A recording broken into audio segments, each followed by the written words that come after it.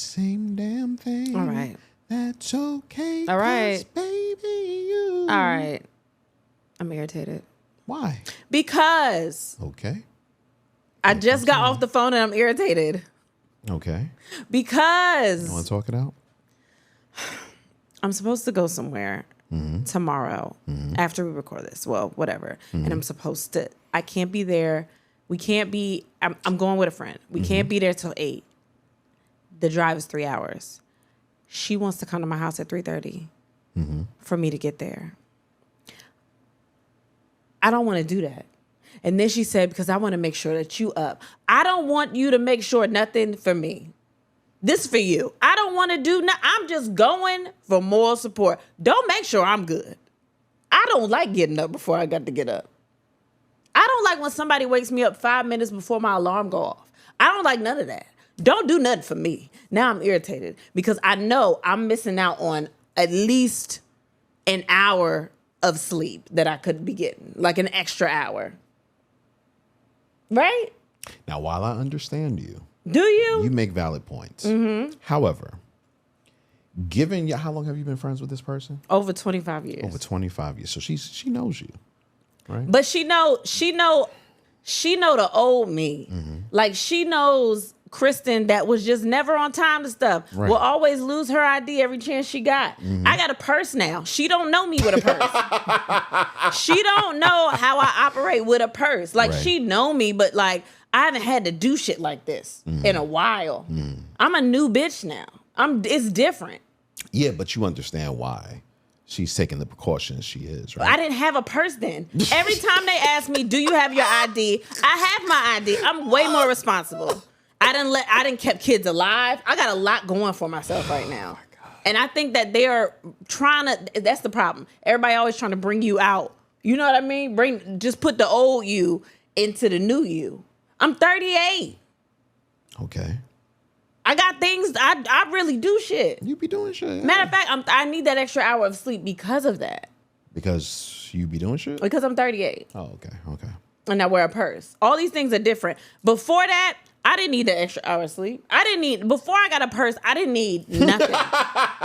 For real. I was just living off life. I was living off tequila and dreams. I was just out here doing shit, losing wallets, losing IDs, losing jewelry. I lost my mom's class ring in church. No, I was not on tequila then. Don't look at my class ring right now. Yes, I do have my class. It's 20 years. Leave me alone. I have questions about it. It's the 20-year anniversary of my high school graduation. Let's stick to the. But I was doing things that, okay, I get it. But like now, I have responsibilities. Right. But I wear that purse every time I leave the house, don't I?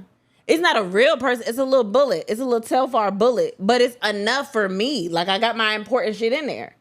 So like if I gotta get up at a certain time, I'm gonna get up. I'm gonna grab my purse. I'm gonna throw it across my shoulders, and I'm gonna leave.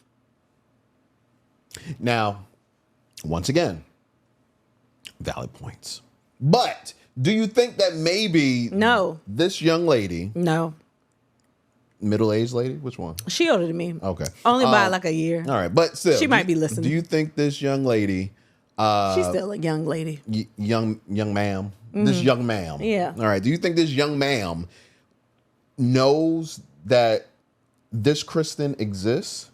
Yeah. Especially since the last time you went out with her, which was like 2-3 weeks ago, she was waiting for you for about an hour and a half. But that was different. It wasn't life or death. I'm just putting something out there. It was just, and this isn't life or death. It wasn't a job. We was just hanging out. Right. And I didn't know she was gonna come in that early. She said she actually gave me a different time, so I was getting ready. But we didn't have like a time. We just had a free day, and we was like, "Yo, let's go out and get some coffee." Yeah, but it wasn't that. Y'all had planned it for like a week, at least a week. We never had a time. Yeah, but you talked to her that morning, right? I know, but it's different though because we went and got coffee. It was like brunch time, right? It was lunch by the time y'all got out there. This is 3:30 in the morning. There's something about getting up super early that makes it feel important, and you gotta do it on time. Okay. Because you set your alarm for that kind of shit. I don't set my alarm for afternoon dates. I don't do that. Okay. But like when I gotta get up at 3s, I'm setting my alarm to make sure that I'm up. I have something I absolutely have to do. Yeah. I don't want to get up earlier than I need to get up. And understand that. And I think that this is the time for you to show her that you're a different person. Because if I was her, I would do the same shit with you. Well, I don't think that she believes me. So that's why you have to show her. She gonna give me a time, and then we gonna get there early, and I'm gonna be mad that we there early. You don't have to be mad. Just be like, you see, I told you I'm different. And then we have so many kids, and then they happen to get up in the middle of the night. The twins get up constantly in the middle of the night. Yeah, I know. I get it. So I'm not getting proper sleep, and I think I'm driving. Okay. So I would like to get it when you have to drive, when we have to go somewhere and you got to drive and it's early in the morning. Don't you just want to get as much sleep as possible? Yes. But usually I know what time I'm leaving to get somewhere at a certain time. See, I know the new you. Yeah. Mixed with the old you. So I know what to do with you. But she don't know that. So can you tell her? No, I'm not going to tell her now. Why? Because she got money on the line. But can you just be like, no, she'll be fine. I'll make sure she's fine. I think if you say that you'll make sure I'm fine, she'll trust you more than she'll trust me. But then that would be me lying to her. Because you think I'm going to get up at 3:30 in the morning? No, just say, but I think it's just the fact that you know I could do it. I know you could do it. You could do anything you put your mind to. I don't think you believe that at all. You could have just said the first part. When you said the second part, I didn't believe it.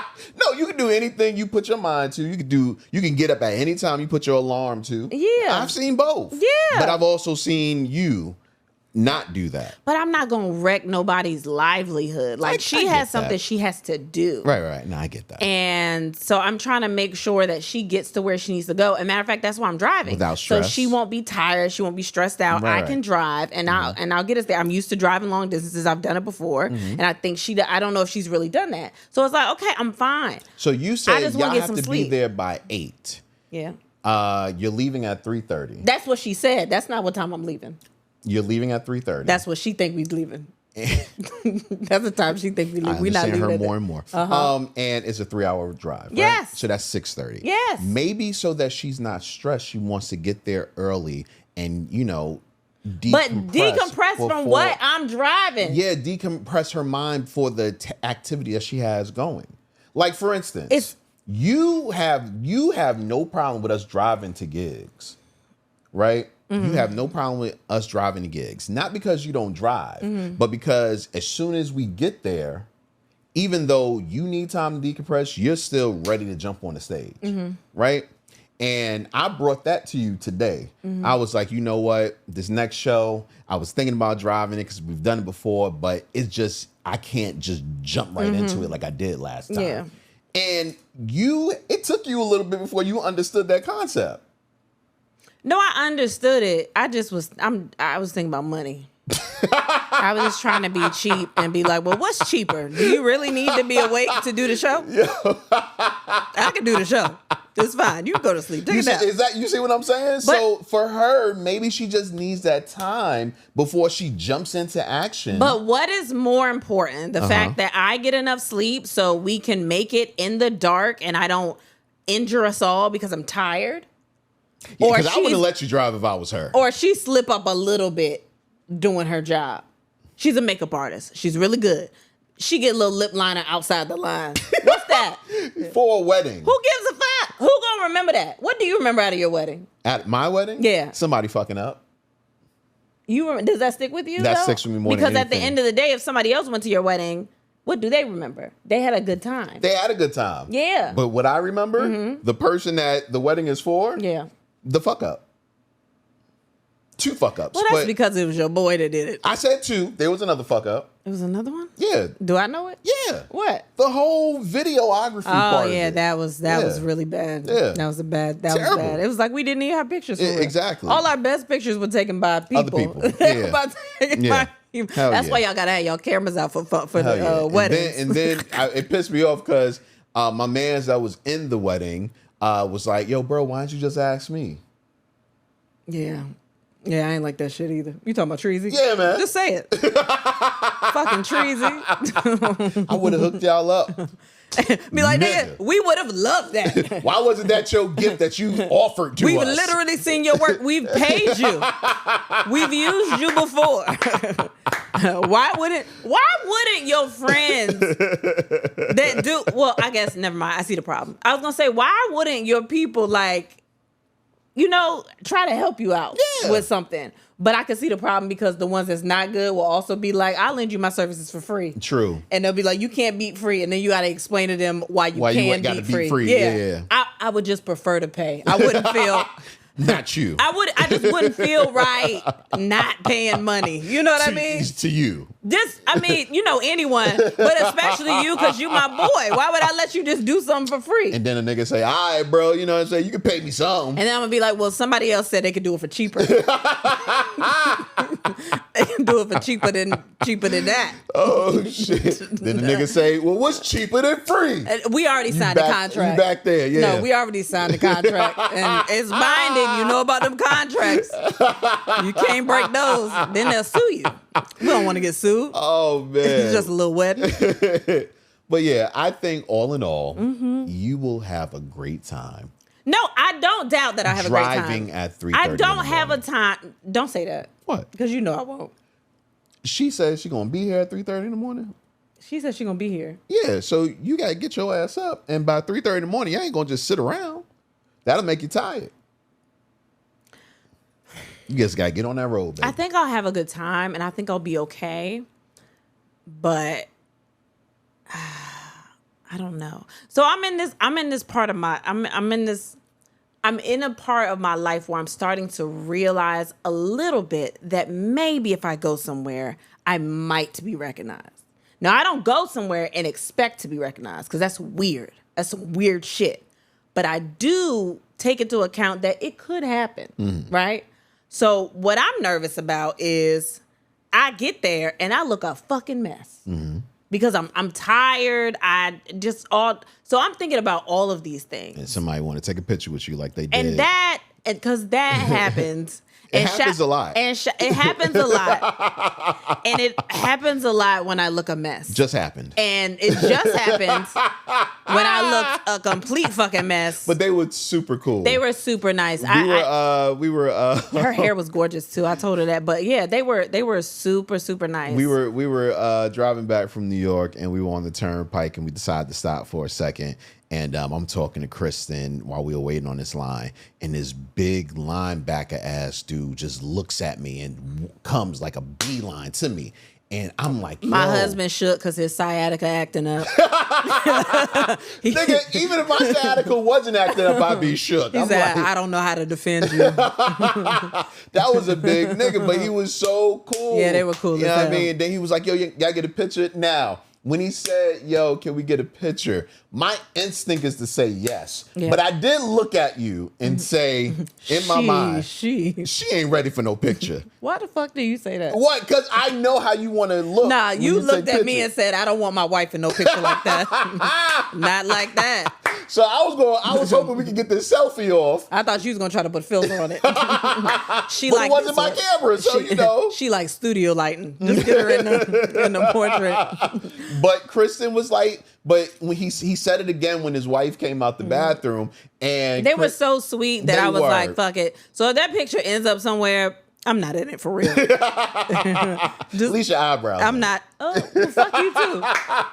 Fuck you too. I had a braid bang. I had the bang. Did you? This little thing right here, I did it on purpose because I have my glasses that I wear when I don't have on concealer or makeup, and it covers a lot of shit. So it just makes me feel like I've done something. Right. But I just lost my glasses. I left my glasses. Oh, yeah, so I was right. just out there barefaced. Face just out. I was just out. A wonderful face, by the way. Shut up. Okay. Shut up. Right. I'm talking about no eyebrows in sight, like nothing. And I was just out there eating Burger King. I was ashamed of myself. I was ashamed of myself. How dare I eat this Burger King? I hope no one sees me eat the Burger King. At least don't see me in the line at the Burger King. But I was there and he got a picture. I was like, I'm so vulnerable right now. I'm so vulnerable. Nah, man, they were so dope. Yeah. Bro. They were so dope. That almost happened to me today, leaving the fat clinic. You don't have to say it like that. What the fuck I'm supposed to say? Well, explain it. It's a fat clinic. No, it's not. Mixed with rich white people want to look better when they get a certain age clinic. Okay. You know what I mean? And I was about to leave, and as I walk up, I'm talking to the lady to book my next appointment. So the lady said, "Oh, excuse me," and this other lady says, "Excuse me," and she moves over to the side. Now, I'm a little self-conscious right now because you know my eye. I got a sty. No, we'll talk about it. I didn't know you wanted me to bring it up, but you know, like right now, this eye right here, the right eye, little swollen, and it feels a little low. It's very so. I hope we get no clips out of this, and I hope they don't go viral because they're gonna be like, "What the fuck is that?"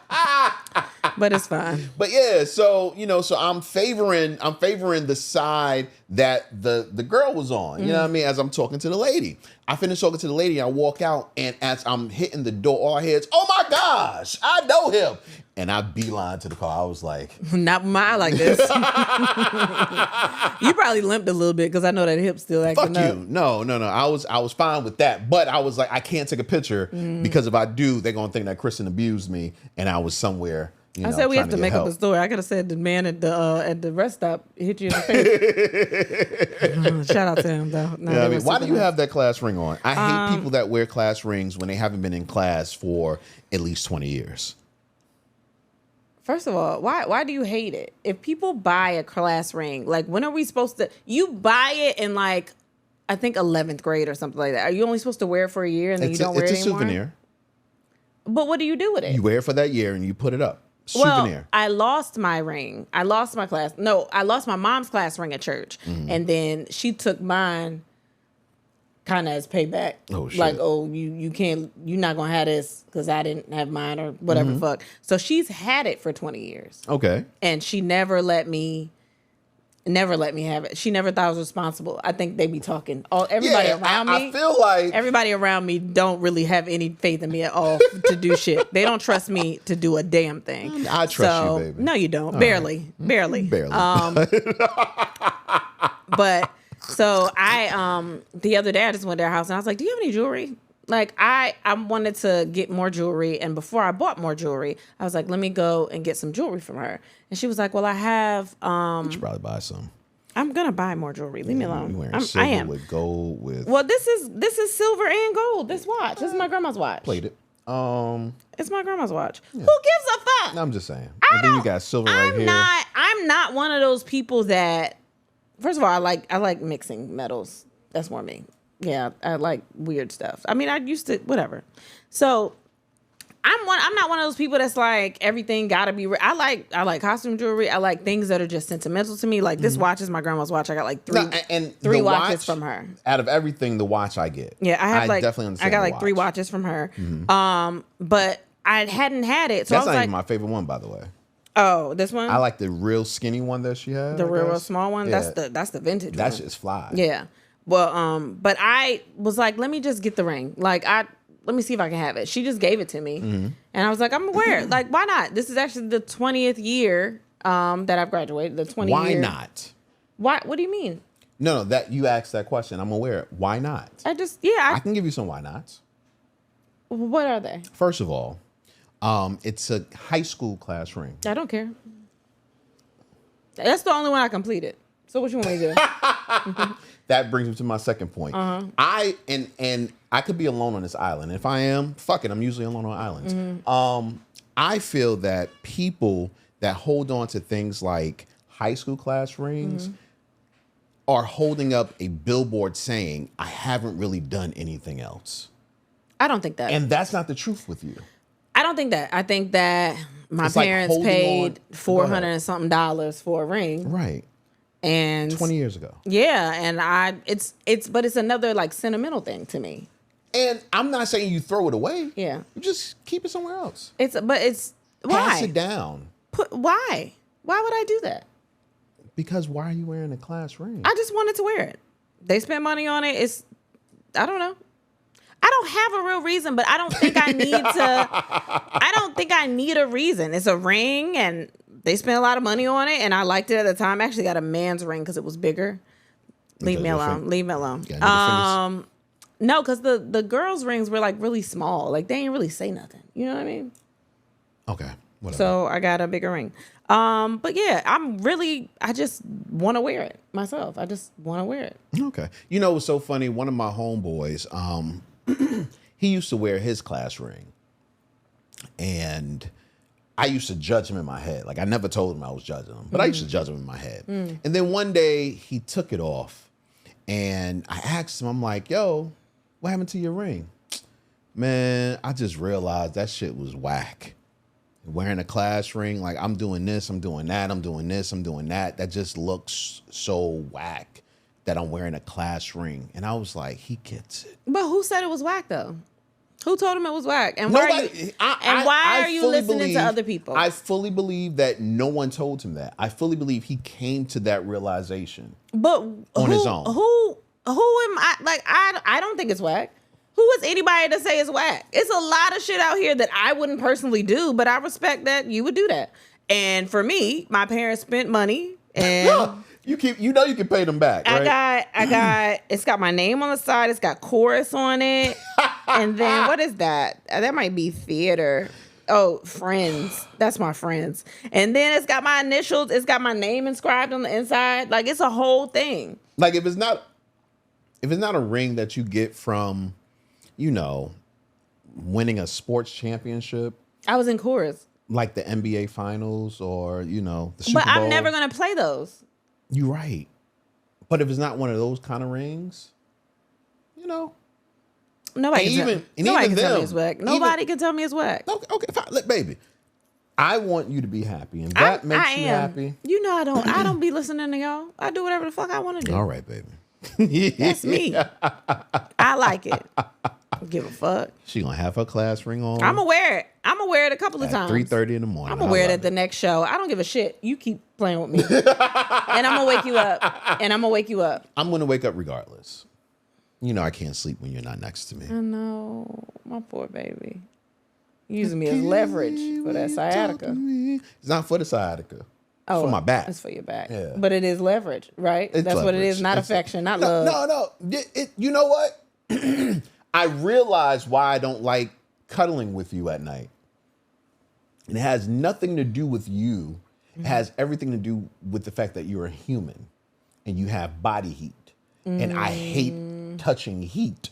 Yeah, I don't So like, when I'm touching up against you, and I realized that the first night I had to lay on, lay on your side so that my back wouldn't hurt in the morning. I was like, your back must really hurt because this is a warm motherfucker right here. I be hot. I think I'm going through the Perry, man. I think I'm going through it. But I stuck through it. I was like, fuck it. It's either this or back pain, man. I think I'm going through it. You are, baby. Perry is there for you. But it's okay. We didn't start the podcast. My bad. We've done so much. My bad. I don't think we started. Did we start? I don't think we started. I don't think so either. That's all right. It's J-Rod. Kristen Sivills. And then we the podcast, the fastest growing podcast. This is insane. You should start over.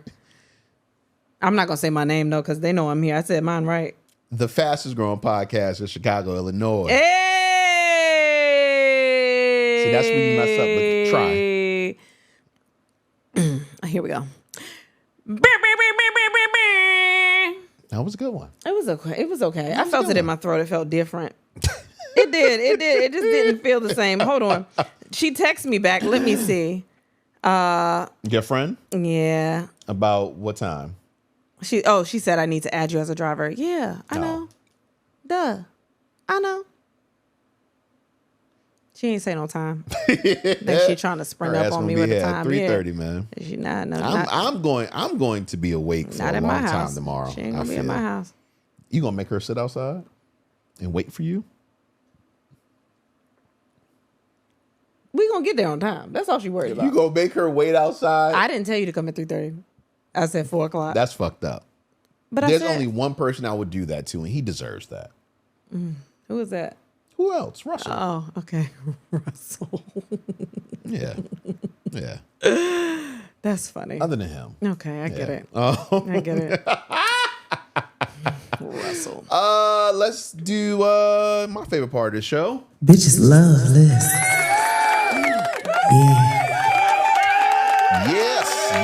Yes. Another week, another top 6. And this week's top 6 are the top 6 things I don't want to do after lovemaking. These are the activities or choices you make after you finish laying down. If you're a pillow princess, whatever. So we got a couple of these, and we're going to give y'all a list. You want to start? You want me to go first? Yeah, you can say. Yeah, I'll go first. Okay. Number 6. Extra freaky stuff. What you mean? I'm not a fan of the extra freaky. I am, and this mostly applies to threesomes. Okay. A lot of the times in a threesome or whatever. I mean, we don't have that many. But whatever. If something were to happen, and I respect everybody involved. I'm cool with everything. I'm there for it. I'm here, right? Mm-hmm. But like after I come out of a threesome or something, and I've just been nasty and I've just done shit, I don't know what it is, but it's literally that post-nut clarity. Like you come out, it's like you open your eyes and you just like, what the fuck is everybody doing here? Like, what is all this? Like, what are we doing? What did we just do? Like, this is insane. Like, I am nasty. Like, I come out of it like I've seen a whole new world. Like, I don't understand how I even got there.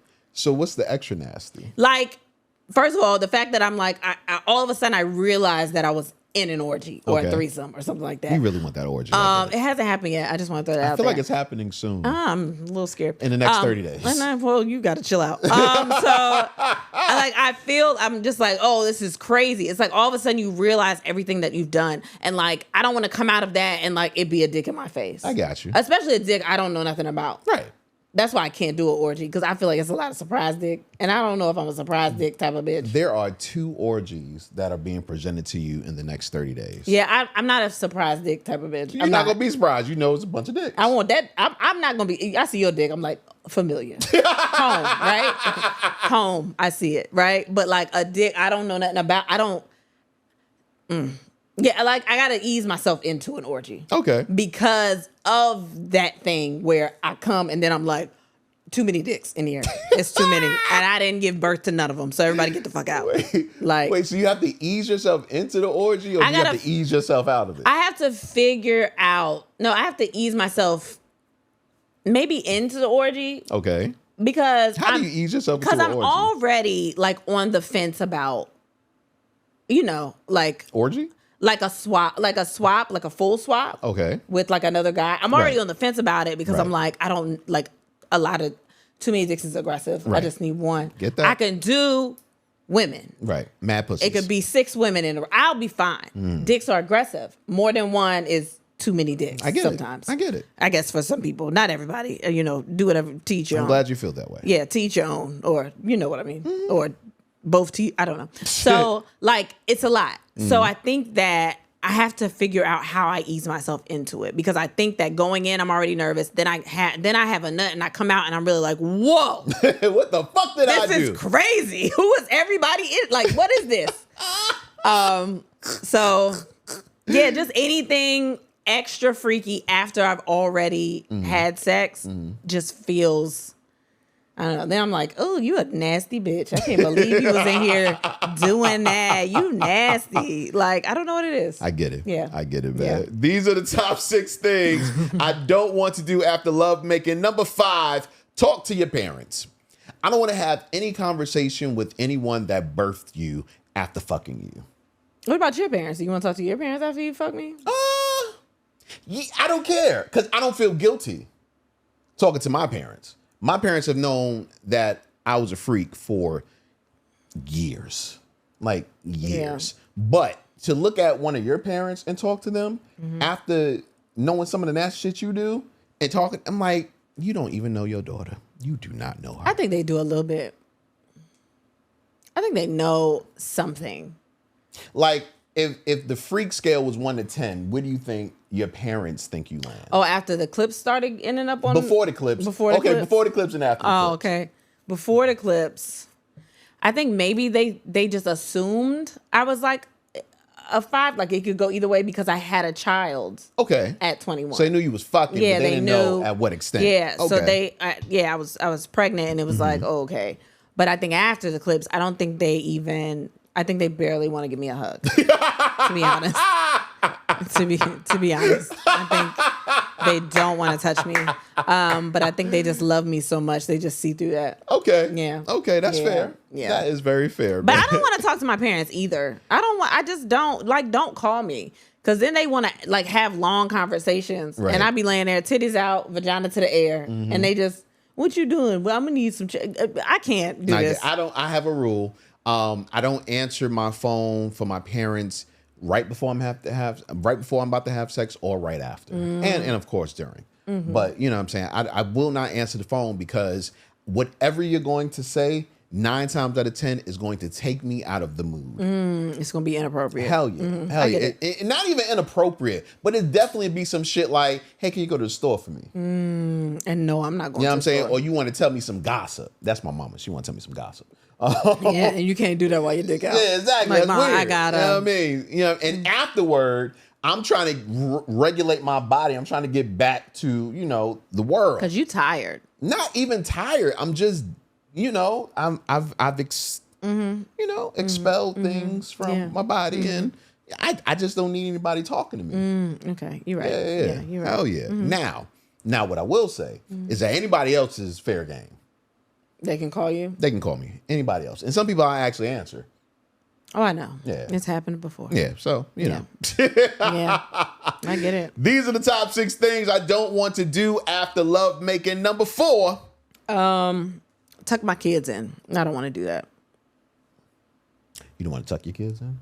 It's specifically tucking them in. It's like nothing else. It's tucking them in because... Okay.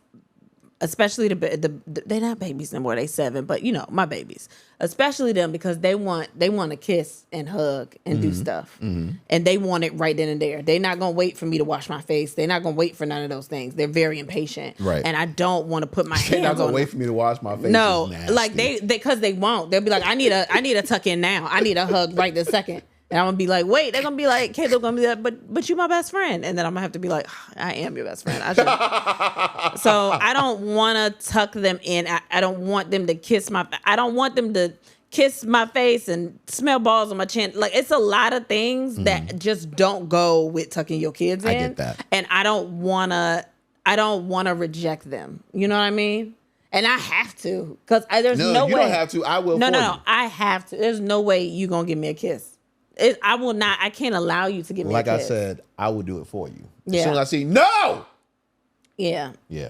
It's not happening. They're very observant, and they'll notice if something's different or off or wrong or anything like that. And I just can't do it. But I can't kiss mommy. Yeah, man. Yeah. Did you? Mommy, why your face dry? Did you see that new trend that's going on right now with the the women calling their husbands daddy in front of the kids? I went past it. I didn't watch it. That's just kind of funny because these kids are all losing their mind. Like, that's disgusting. And then one little girl, she had to be like about 5 or 6. She goes and said, "That's my daddy." I mean, but that's what the boys do to me. Especially Caleb don't want nobody being called out their name. So if I say, daddy said, he'll be like, "No, mommy, it's not." No, if I call you baby, and he'll be like, "Mommy, that's not baby, that's daddy." Like, no, like that's not. So I understand that. Yeah, man. Oh. Yeah. These are the top 6 things that I don't want to do after love making. Number 3, staying with your reason and logic, playing with my kids. I don't want to play with my kids after I've just had you playing with my kids. Nasty. Oh, that is an insane combination of words. Yeah, that man. You just said. I'm just saying, I don't want to do that. Yeah. For 2 reasons. First reason is I probably don't have the energy. You know what I'm saying? Like, I'm trying to run around with you and it's not there. They wanted you to be animated too. Yeah, Yeah, hell no. I'm not reading with you. Yeah. You know what I mean? Because, when we read, I put on the extra voices and all of that. I can't do that. You don't have time for that. Yeah, I get it. That's done. But the other reason I don't want to play with the kids is because I know they're going to look at me and they're very knowledgeable. They're going to look at me and they're going to be like, something happened. What happened? Your mood is off. Something is different about you. Yeah. You seem lighter. Yeah. You know what I mean? There's a lot going on. Yeah. I don't need that judgment out of their eyes. Yeah, I understand. Yeah, I understand man. that. So playing with the kids, don't want to do that. Yeah. These are the top 6 things I don't want to do after love making. Number 2. I don't want to get dressed to go nowhere. I don't want to go anywhere. I want to be in my bed. I'm not one of those people that's like, yo, we should fuck before we go such and such, because we're not fucking doing that. Because I don't have the energy. Then I got to, like, a lot of the times you did this before. You'll try to fuck me after I've put makeup on my face, after I put all my body oils on, 'cause you look good. after I put all the things on, and then I cannot put clothes over that after I have fucked you. Why? Because a lot of times you want to spread somewhere. And I can't have my shirt sticking to my chest. You know what I mean? That's nasty. I have to wipe it off. But I also can't just wipe a little bit and be like, all right, let's go. I have to wipe my whole face. Warm rag. No, I have makeup on. That's what I'm saying. I can't just wipe a little bit. It's going to wipe my blush off. Or if I'm trying to hurry up, maybe I miss a spot because when it starts off, it's a little liquidy, right? You can't really see it. Especially because I like a dewy face makeup and I like it shiny. So you can't see it until the air hit it a little bit and it dry up. They get a little crusty, right? Something about Mary going on? Yeah, you can't see it until late. So I might hit the wrong spot and then I go out into the world, the window rolled down, the air hit it. By the time I get there, it's fully dry. What? That is wild. You have to think about all the elements. Sometimes it's a little hot outside. It's nice.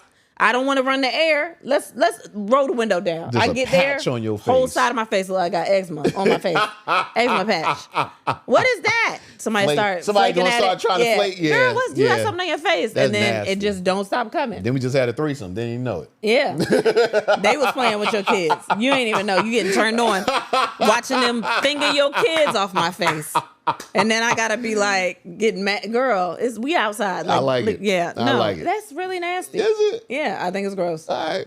Maybe. I think it's nasty. Maybe. So I don't want to go anywhere. I don't want to get dressed to go nowhere. I just need some time. I need to unwind, take a shower, redo everything. It's gonna be a minute, so don't fuck me before we about to go somewhere. Okay. Yeah. That's fair. Yeah, That's fair. I'm Man. not big on that. These are the top 6 things I don't want to do after lovemaking.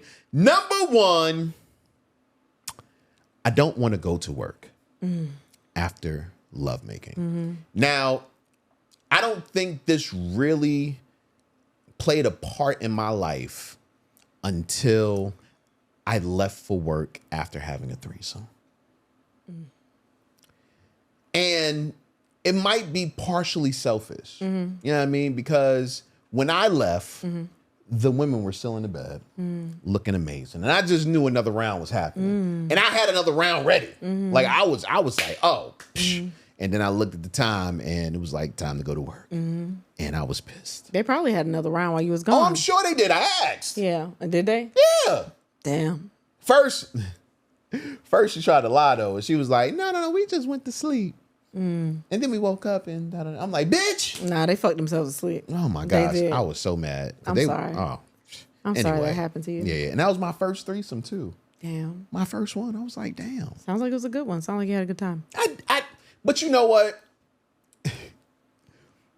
If you've come to a live show, you've heard how this threesome started, basically.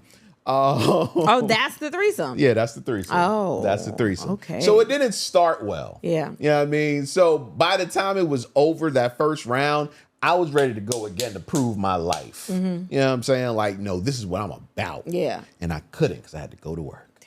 Yeah, man. I'm sorry. I was so mad. I was so mad, yo. Sorry.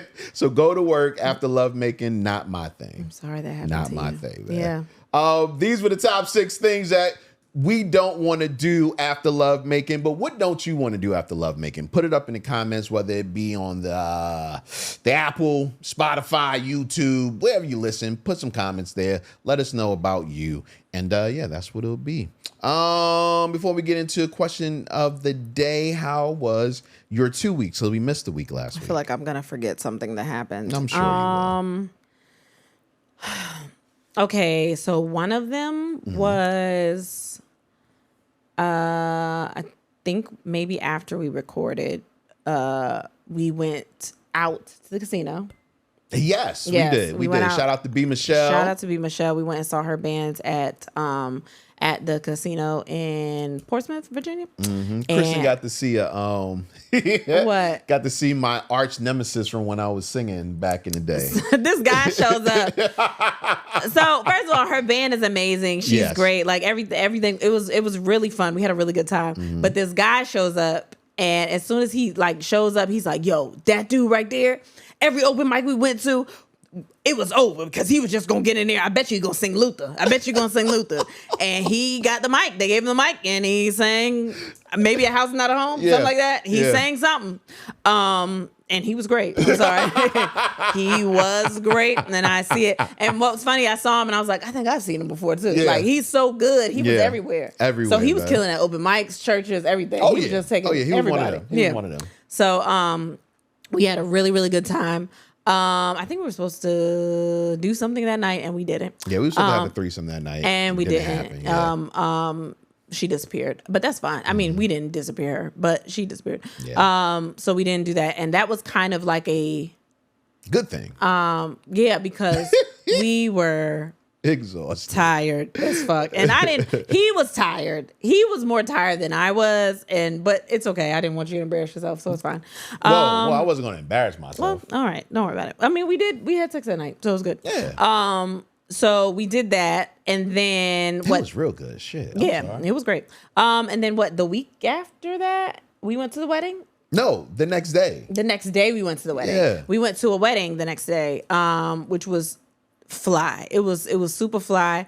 And it made me want to have another wedding. I'm not going to lie to you. It made me want to do whatever we're going to do for 10 years. Like it made me want to do some fly shit. Like he had violinists when you came in for the ceremony. He had a saxophonist, I think, for the reception. It was just a super fly area, and it was top secret. Like it was some top secret fly shit, which was honestly intrigued me. Because at first I was like, why is it top secret? Like I don't understand. But it was cool because like we found out the date, but we didn't know where and what time it was until the day before. Yeah. No. We didn't find out. We found out the time the day before. We didn't find out where until the day until of. that day. Yeah. And I was like, oh my gosh. Yeah. And we didn't find out the reception until we were leaving the ceremony and we got handed an envelope to tell us where to go. Yeah. But it was a beautiful wedding, super fly. I had a really, really good time. And then did we come back? Because we had to turn around and go to New York. Yeah. Everything was back to back. So we came back. We ended up going to New York. New York, to me, is one of our best shows that we've had.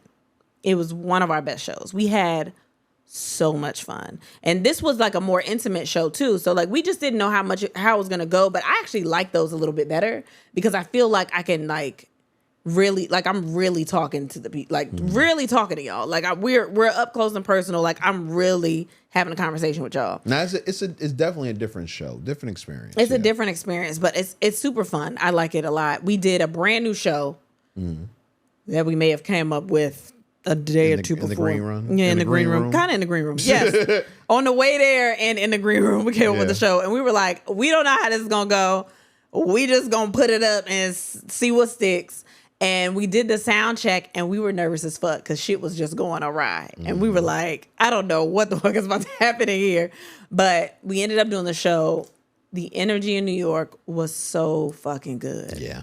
It was such a good, like y'all were ready. Y'all were in there, like we doing the show, we playing the games, because the show that we have now, it's more interactive and it's a more fun show, right? So they playing all the games, they in the games too, they having a good time.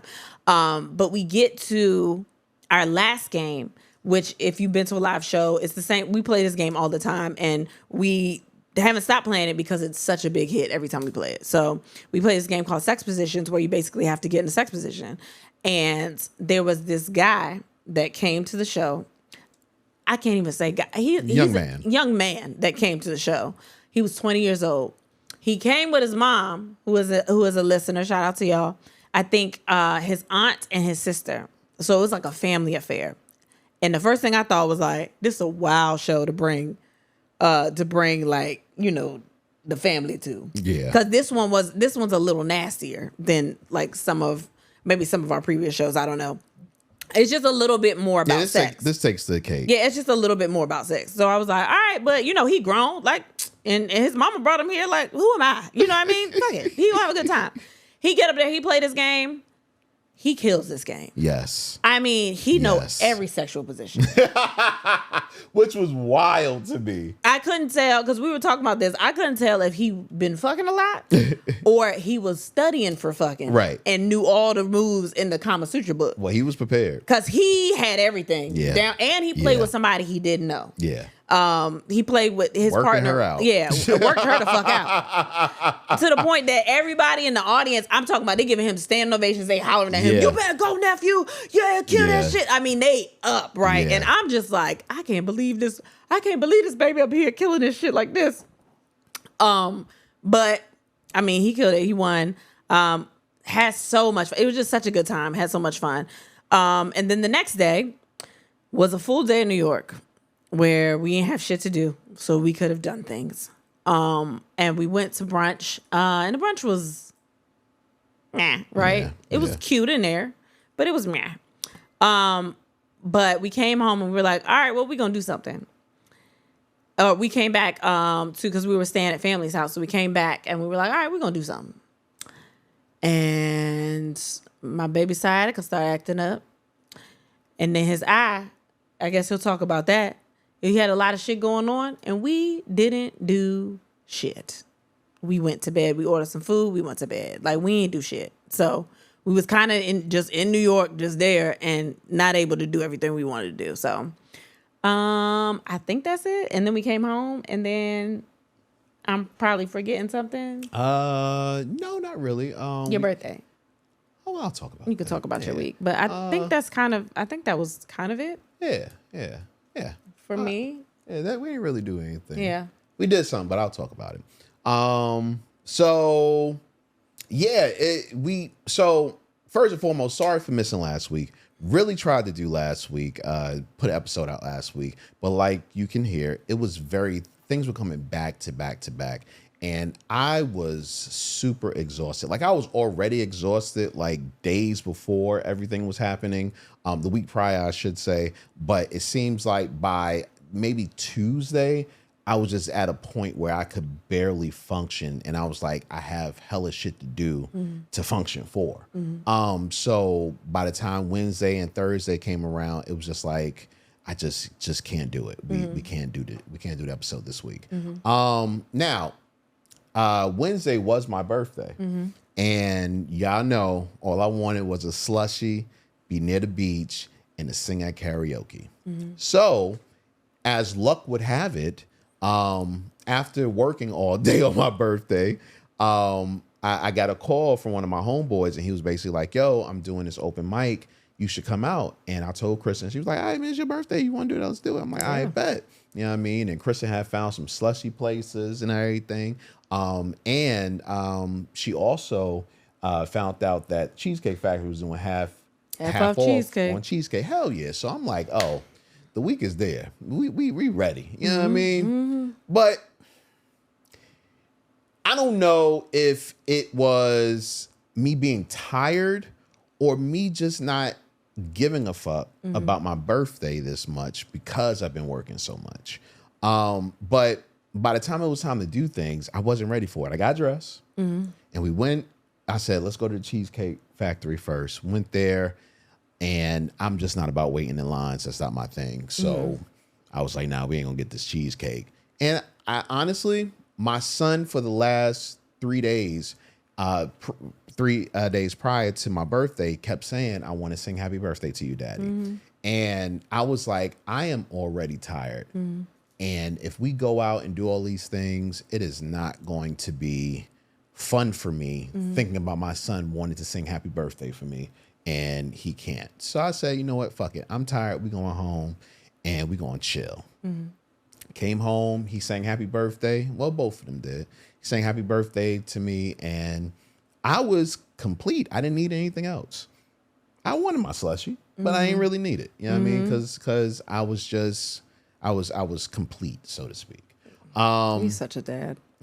It's weird. Yeah. Like I said, we went to a wedding and it was so dope. I feel you when you say that you can't wait for the vow renewals, because my man was spitting. Yeah. My man was spitting some dope shit. And it was like, yo, as he was talking, and especially as the pastor was talking, one thing went through my head that I'm sure went through a lot of married men's head. And, well, the pastor was saying some things, and the only thing I was thinking of was, damn, I'm so lucky to have my wife.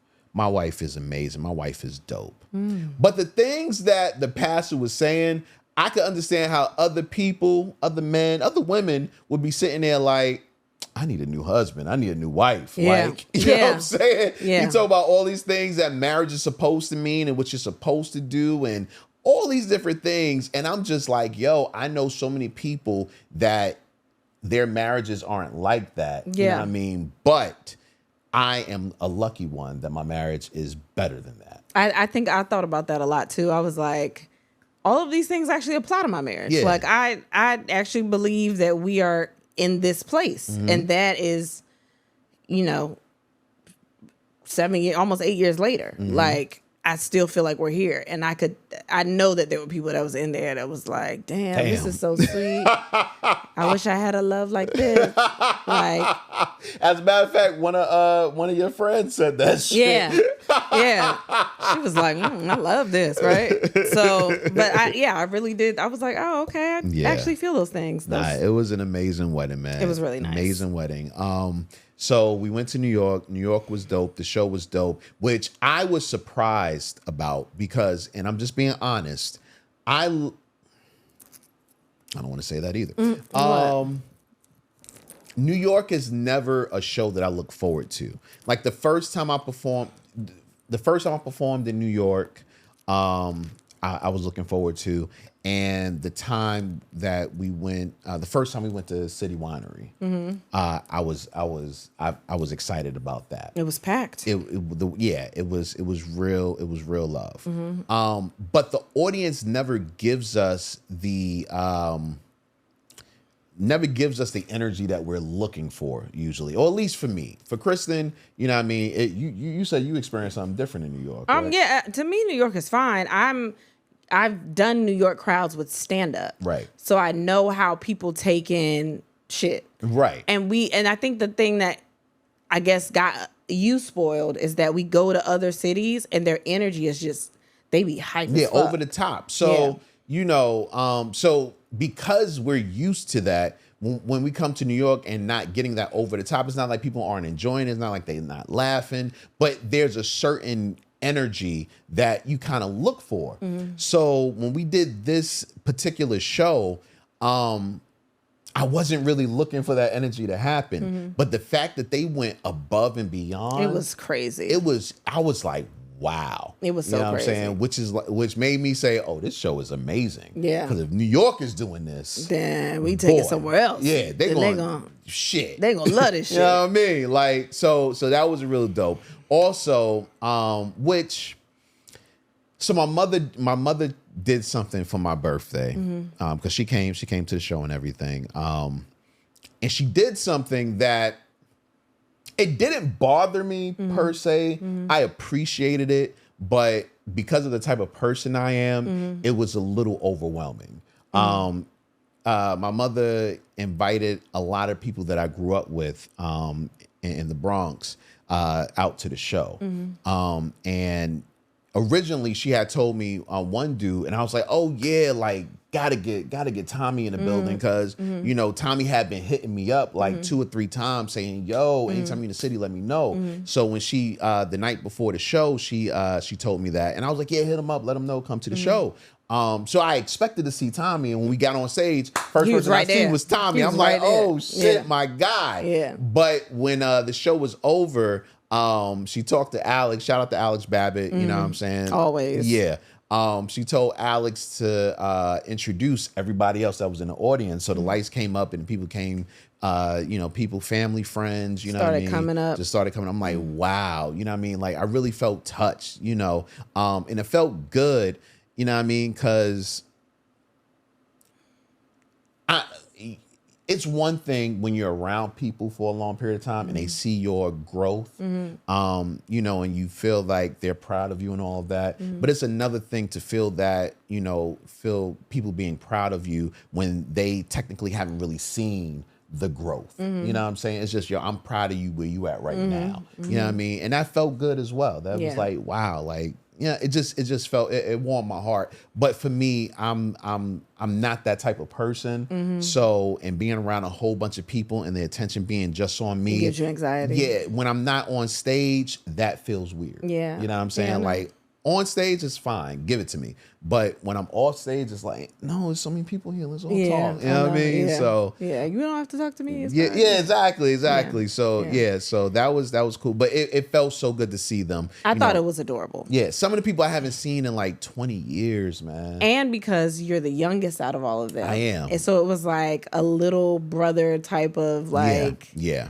oh my God, he's doing so good. Yeah, I'm the youngest out of everybody that I used to hang out with growing up. So and I was the annoying kid, like super annoying. I saw that picture and you looked annoying as fuck. I would also be like this nigga. Did Ebony have that picture? I think it might have been Ebony. Okay, or your mom. I gotta get somebody, that picture from Ebony her. or your mom. Somebody showed me the picture, and I was like, "Yeah, he looked like he got on somebody's nerves." Yeah, I got to get that picture for her. Yeah, he looked worse than as a bitch. And the funny thing was, I could have sworn it was me, Steve, and Tommy. I think it was in that picture. It and then was. we had took a picture. Yeah, it that was night. y'all. Oh, okay, cool. And So and that's before I knew they were older than you. And then I saw that Tommy looked older in the picture, and I was like, "Oh yeah, I'd be like, yo, you are out of like, he annoying as fuck." Yeah, but I loved them. Ebony, you Like, always got to bring him. Yeah, I don't know. That's exactly what like it that, was. for That's real? exactly what it was.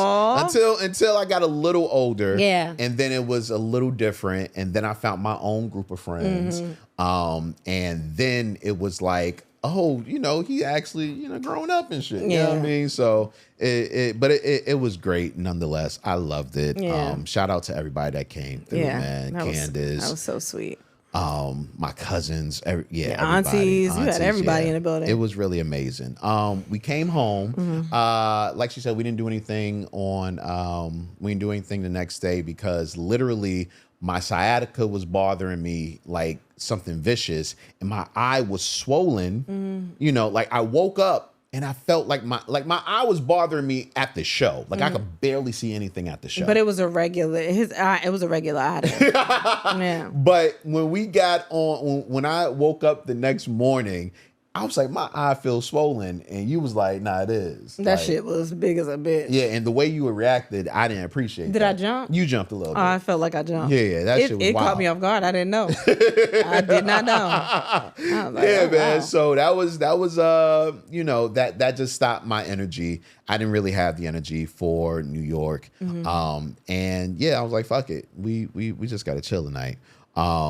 Came home and I've been on some shit like, yo, I'm not doing no work.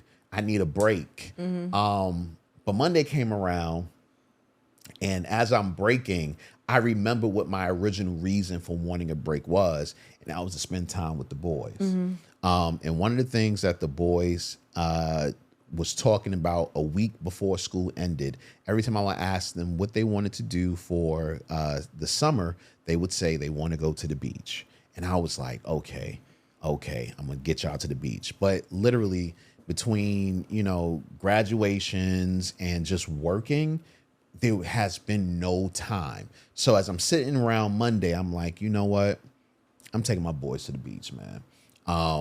Before we went to the beach, though, we went to the Get Lost. It's a Kona Ice, I think. Kona Ice place. It's like a freeze cup, but a big ball with a way more flavor. With all kinds of shit in it. Ice cream, all kinds of shit. That shit was delicious. That shit was good. And you always like to hate on stuff, so I just knew he was gonna get there and he was gonna be like, all right, it's a waste of time. This is so stupid. I felt like that. And then you ate one and you was like, oh, that shit kind of good. Yeah, that shit was delicious. I was like, oh, it was so good. It put me at peace. Yeah, he was like, I'm gonna come here when I need to be happy. Yeah, I'm gonna just eat it. Like, it was really good. Oh my gosh, like it was joy inside of that ice. Nah, that shit was good. You know Mine was like a pina colada one. It had like pineapples and like toasted coconut. It had vanilla ice cream. Like, this shit was so good. It was so good. Yeah. Delicious. We did do that. We did do that. And then I drove up the beach and parked to where the boys couldn't tell what we were doing. So as we're walking, I'm asking Caleb, I'm like, yo, what did you say you want to do this summer? And to my surprise, he was like, The beach. He remembered. Yeah. And I wasn't surprised that he said that he remembered. I was more surprised that he was able to answer me as quickly as he did without going through different things. Yeah. You know what I mean? He was right on point with it. So, you know, which if you're a first time listener, our boys, you know, they're on the spectrum, cool ass dudes, man. You got to meet them one day. Probably not, because they might not fuck with you. But and they'll tell you. Yeah. But you know what I mean? So it's little things like that, you know, it warms our hearts. Yeah. But anyway, so we're walking and we see the beach and they both lose it. Lose they fucking minds. What pissed me off about the beach though was he didn't tell her, and I love a surprise. I think surprises are adorable. He didn't tell us shit. So me and my daughter go out there with fucking long ass jeans on, T-shirts. I got a belt on. Nobody wears belts on the beach. Like I had a regular belt on. I had my purse across my body. I had like decent sandals. Like she got on Jordans walking on the sand. I was like, what the fuck are we doing? Yeah. And we got there, but they were so excited that it did not even fucking matter. And if you are new here, my husband hates the fucking beach. He hates the sand. He hates the beach. You have no idea how many DMs I got saying, I can't believe he went to the beach. I can't believe he went. Jay went to the beach. Like so many people was like, I can't believe he went. And they was all sending them to me because I had put it in my story. But like he was out there. I mean, he took his shoes off. He was walking in the sand. He took the boys to like the water where the water could like come up and like got their shorts wet. His shorts were wet. Sand was everywhere, and he was not bothered by it. And it shocked the fuck out of me. Listen, man, I was experiencing joy, you know, and I don't want to say because I don't know if it's part of this dude set, but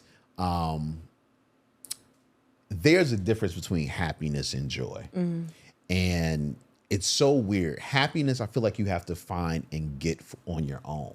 But with joy, certain things that don't necessarily have anything to do with you can bring you joy. And watching my boys be so excited and be really into something other than a goddamn tablet, you know, and just they had like this euphoric look on their face to the point where I felt like maybe I'm about to die. Because this is like the type of shit that, you know, happens before a nigga died. You know what I'm saying? Yeah. The last memory of dad. You know what I mean? Yeah. But just seeing that euphoria on their faces. It's a core memory for sure, though. Yeah. Oh, hell yeah. Like they remember that for the rest of their lives. We'll remember that. Yeah, exactly. Like first time they really got to experience the beach. Like, and I did not do that when I went into doing it. I wasn't thinking anything like that. Yeah. I was literally like, I just don't want them to end up going back to school and they didn't get to do the one thing they wanted to do all summer. You know what I'm saying? Exactly. Yeah. And then here I go messing up a fucking moment. He was like, I didn't know they would like it so much. I was like, nigga,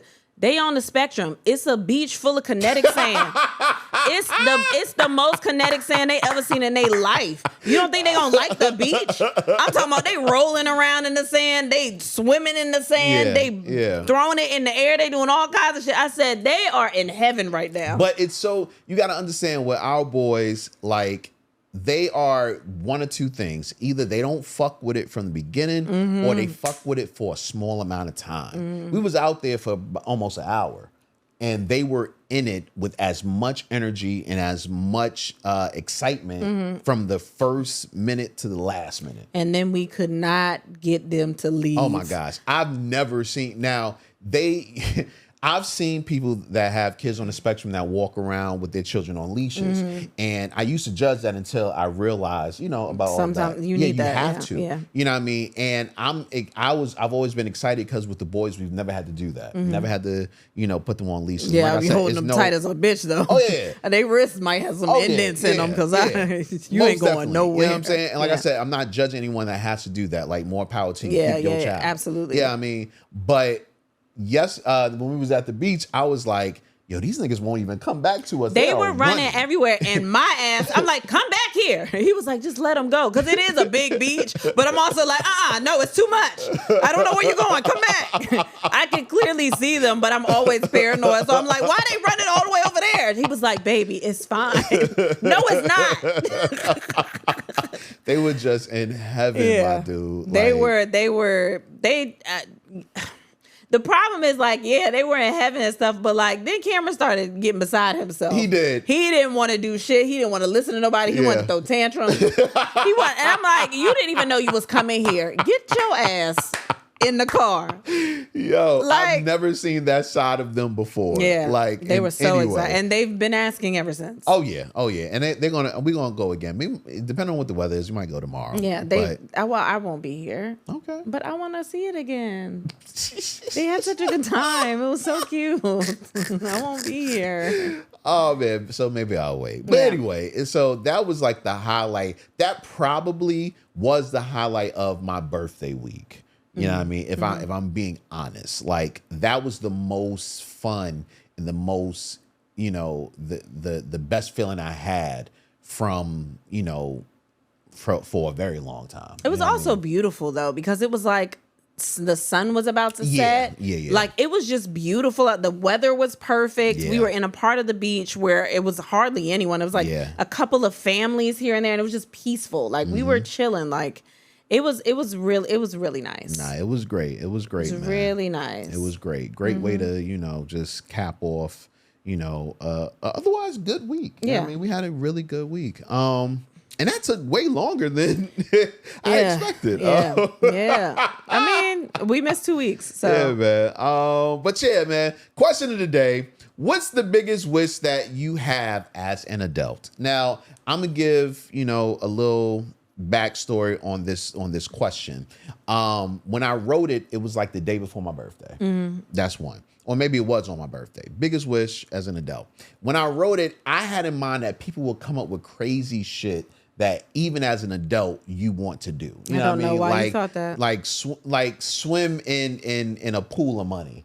You know what I mean? Like I thought it was gonna be shit like that. I don't know why you thought that. Y'all be so like really adults. Y'all be adulting. Well, when you say it as an adult, you're thinking of adult things. You're not thinking of those other things. Just saying, what's the biggest wish you've ever had? Like that would have been better. But you said as an adult, so now I'm thinking about adult shit. See, and I didn't think it was gonna come off like that. So the first thing I thought about was stability. And then I was like, oh, well, I've never been to Disney World, so I'd like to go to Disney World. And that's fun. Yeah. Disney World is fun. Yeah, as an adult, go to Disney World, stability stands out. Yeah.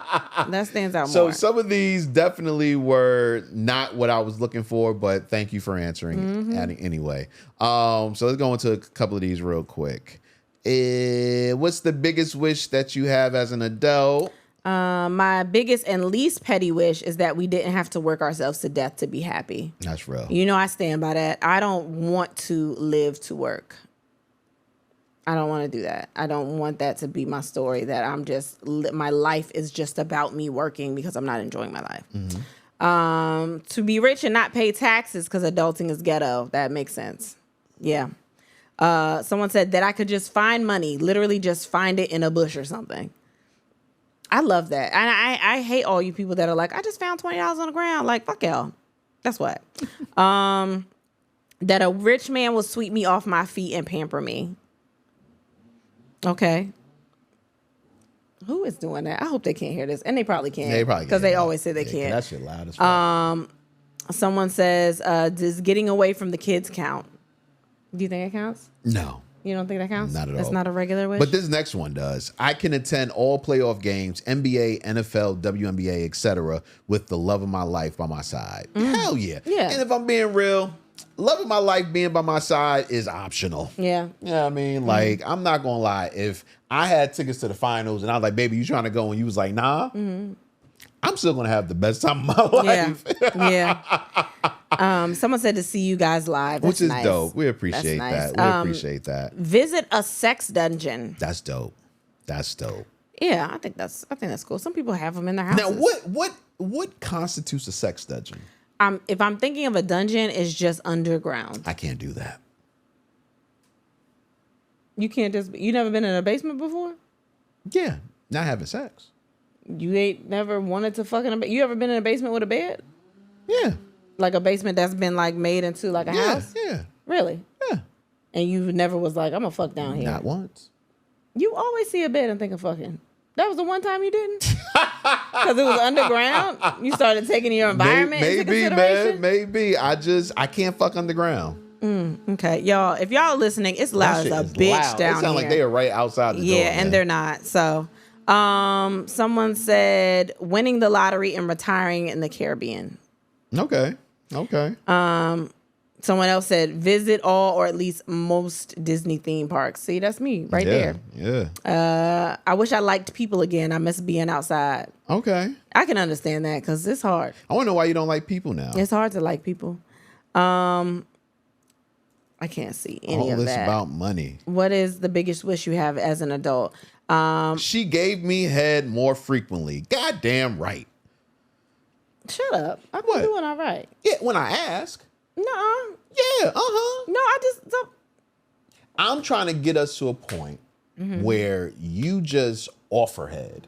You know what I mean? Or surprise me with the head. Like, we are not there. We are now. Where we are is, hey, I want some head, and you say, okay, I'll give you head. Yeah, that's good though, right? That's decent. That's decent. Good is, being asleep and you wake up and bam, mouth on my dick. That's good. No, because I don't know if you have to pee. Like sometimes See, I've tried to touch thoughts. I've tried to touch your dick. Like when you wake up and you've been like, I gotta pee. So imagine if I put a warm mouth on your dick and then you pee in my mouth. You pee down my throat. I'm not. Yeah, that's wild. Why not? That is wild. Why wouldn't you do it? I'm not going to do that. Why? Well, the body, the male body won't allow you to pee and to come at the same time. It's not going to allow you to do that. Okay. Yeah. So, you know how many times I've had sex with you when I had to pee? Whole lot. I wish that me and the woman I love can actually get it right on the first go around, and I wish... 5 hours? I don't even know what that says. Okay. What's another wish that you have as an adult? That I picked a better career. That makes sense. I can understand that. I mean, you can still do it, right? Or people too old to do these things? I don't know. I feel like you can still do whatever you want to do. Quick dry sheets in a bed with a silencer on it. Meaning, I guess... the bed get wet, you get wet or whatever, and then the sheets dry quick? I mean, I would like that too, because my kids like to, as soon as the door open, they like to come jump into bed, and I don't let them do that because that's nasty. So anytime they see that, they think it's free game. It's a lot going on in here. What's the next one? Someone said, for me to be in a position to bless my inner circle. Yeah, I want that. I mean, at some point, I want that. To have a theater room in my house with 3 tiers with a replica of the captain's chair in The Next Generation. See, I don't know that much about Star Trek or Wars, but this is Star Trek. I'm assuming Captain's Log. What is it? Is it Jean-Luc Picard or is Picard? Is Jean-Luc Picard? It's something like that. I mean, I watched it, but it's been a long time, so I don't really know it like that. I know it's Xavier. Professor Xavier is the captain. That's all I got, right? From Star Wars Next Generation, yes, Okay, that is thank correct. You. Star Wars or Star Trek? I mean, Star Trek Next Generation. All right. I wasn't really a big Star Trek person. Yeah, my uncle was a Trekkie. Yeah, I wasn't really big They at have it. a cool name, though. Trekkie. Yeah, hell yeah. Shout out to Trekkies. Getting back to the head, though. So... This thing is driving me insane, but I'm trying to ignore it. At the end of the day, good or great would be you actually wanting to give me head without me even thinking about it. Like at random times, like, I'm sitting on the couch watching TV. I Ain't can't nobody do it here. on the couch. Ain't nobody here. And you just pull my dick out and just start going at it. I'm like, what you doing? You just shh. And you just... I wanted to do that the other day. When we got back from New York, we came in the house and we did not have kids for a couple of hours. I wanted to have sex. I come downstairs after my shower. You should be like, girl, why the fuck are you taking a shower right now? We got to go get the kids. But you didn't. I went and took a shower, came downstairs. We got company. We don't ever have company. The one day we have no children for a couple of hours and I want to fuck my husband, we got friends and family downstairs. Okay. And I understand. No, you don't. No, I understand how that could be, just something you don't want. Mm-hmm. But can I tell you something? What? I'm kind of glad they did come because even though I would have fucked you, I was tired. I didn't feel like fucking. Oh, I'm glad I didn't do the other thing that I wanted to do. What the fuck other thing you wanted to do? Doesn't matter. I didn't do it and you was tired. So On that day? What? I thought I did, but it didn't. It wasn't going to work out. It didn't work out anyway. What are you talking about? It was about? fine. Nothing. No, tell me. Nothing. It doesn't you got matter. A threesome setup. I thought I did, but. How did you think you had a threesome setup? How does a threesome not? I talked to somebody. That you know? Okay. I guess we're already here. I was going to say this for Patreon. I was trying to plan one for your birthday. Oh, that would be nice. Yeah. And then the girl made an excuse. Okay. Then I tried to plan it again for when we came home. And then the girl disappeared. Same girl? Same girl. Same girl from the first time. The same girl we've been trying to get with this entire time. Oh, okay. That said that she was willing. Right. Disappeared. Oh. So I was like, I'm not begging nobody to have a threesome. It's like, bitch, I'm me. I'm not doing that. It's not that serious. But I had forgot about the girl, and she hit me up on the way home. And I was like, all right, well, I mean, we gonna be home. I pushed the kids back a couple of hours on purpose. Oh, okay. To do that. And then she disappeared. Oh. She disappeared or early in the day. And then I was like, well, fuck it then. I'm going to fuck my husband. That's what I'm going to do. and then I couldn't even do it. I was like, God damn. Ain't no fucking. What is happening? So I was trying to surprise you with something and then it just never panned out. So now I'm just like, I don't care anymore. It's all good. It's whatever. It's all good, man. Yeah. Listen, I appreciate it. But you've been too tired to do anything. I mean, Yeah. Now I got energy. Yeah. But yeah. I was on low battery. That's okay. But I was trying to get you hyped, but then it just kept falling through, and I was like, "This is why I don't plan anything." Because, but I appreciate you taking initiative. Because, girl, what do you mean? What are you talking? I'm not going to keep hitting you up. It's not. You came to me. I'm not. Yeah, man. So. But I appreciate. Thank you, baby. Yeah, I guess. Thank you. You know what I mean? That's the only thing I ever will plan for your birthday. What you mean? I'm not planning shit else for your birthday. Why? You didn't appreciate it last year. That's why I said. I appreciated it. That's why I said whatever he do this year is because he wanted to. See, she's not being fair. No. Kristen and I had a conversation about my birthday last year off air, which she knows what yes, I know. I know it, but it doesn't why matter. I feel the way I did. But it doesn't that matter. Has absolutely nothing to do with her. And she knows that. It was too big for you. It was just too much going on. You didn't like it. And it's fine. I'm It's never not I'm that- never doing and it. That wasn't I'm what never happened. That doing wasn't it it again. either. And you know that. That was me this was me trying to be like spontaneous. And he says I Right. don't do anything. And I was trying and I was like, fuck it. And I don't care appreciate anymore, that. girl. You got to keep doing that type shit. Yeah. You know? I don't know anybody else. So I'm not. But that one was just on a whim. And I was like, well, we've already been in contact with the girl. Let me hit the girl up. And she just disappeared. And I was like, what do I look like hitting you the fuck up constantly? Like, I'm not going to do that. So like, and then she hit me up and I was like, well, she hit me up. So, all right. And then she disappeared again. Damn. Like, just don't, if you unsure. And I think that's my problem was like, there are a lot of people that are intrigued by lifestyle things. Mm-hmm. They're intrigued. They're like, oh, that sounds fun. I'm down for whatever. I'll do it. Or I won't have no feelings. I won't do any. There are a lot of people that are intrigued by lifestyle because it looks interesting. Right. But I think you have to just be secure in yourself to understand what you want to do. And you know what I mean? Like, it's a lot of games. Didn't like it. It wasn't a good time. I get that. Yeah, I definitely get that. Yeah. Let's do like two more. What is a big wish that you have as an adult? I want to be a boat bitch like Kristen was about to be. If I had one wish right now, it would be to lick Chris Brown. And to that I say, why are we just wishing to lick? I mean, I don't have a problem wishing to lick somebody. There's a lot of people I would lick. I think when you go into a wish after they get off stage. But like Jennifer Lopez, I would lick her stop. up. You have got to stop. You've got to stop. You've got to stop. Why?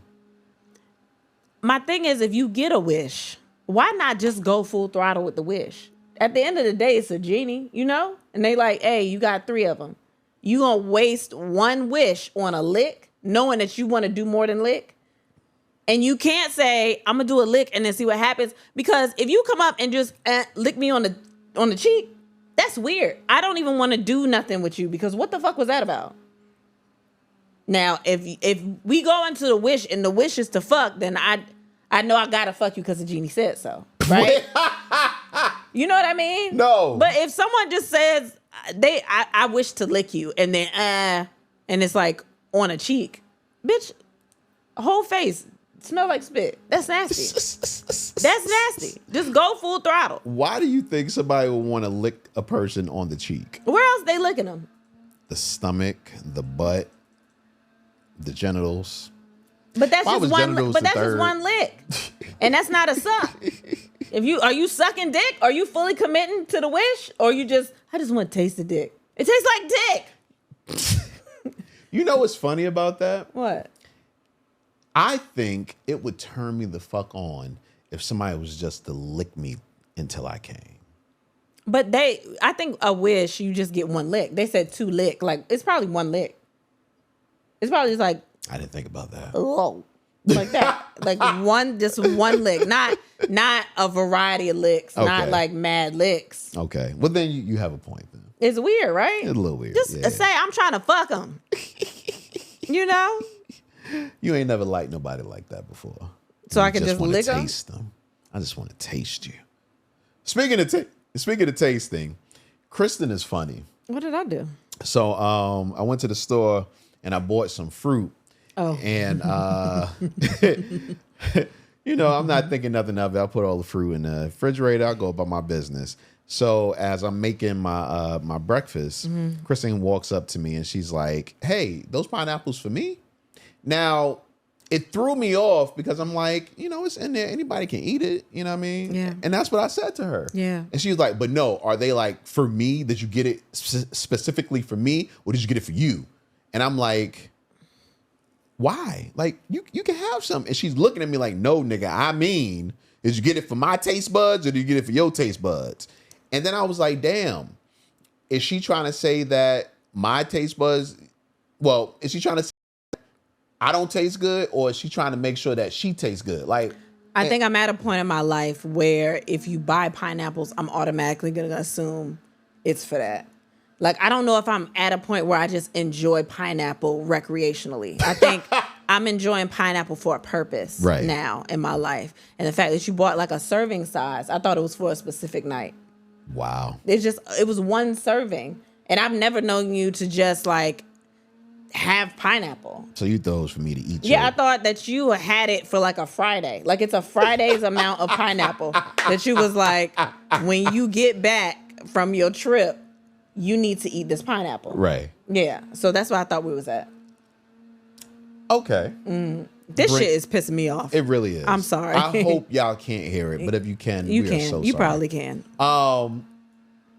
That brings a question up, and then we'll get to some business. 1 to 10, how do you think you taste?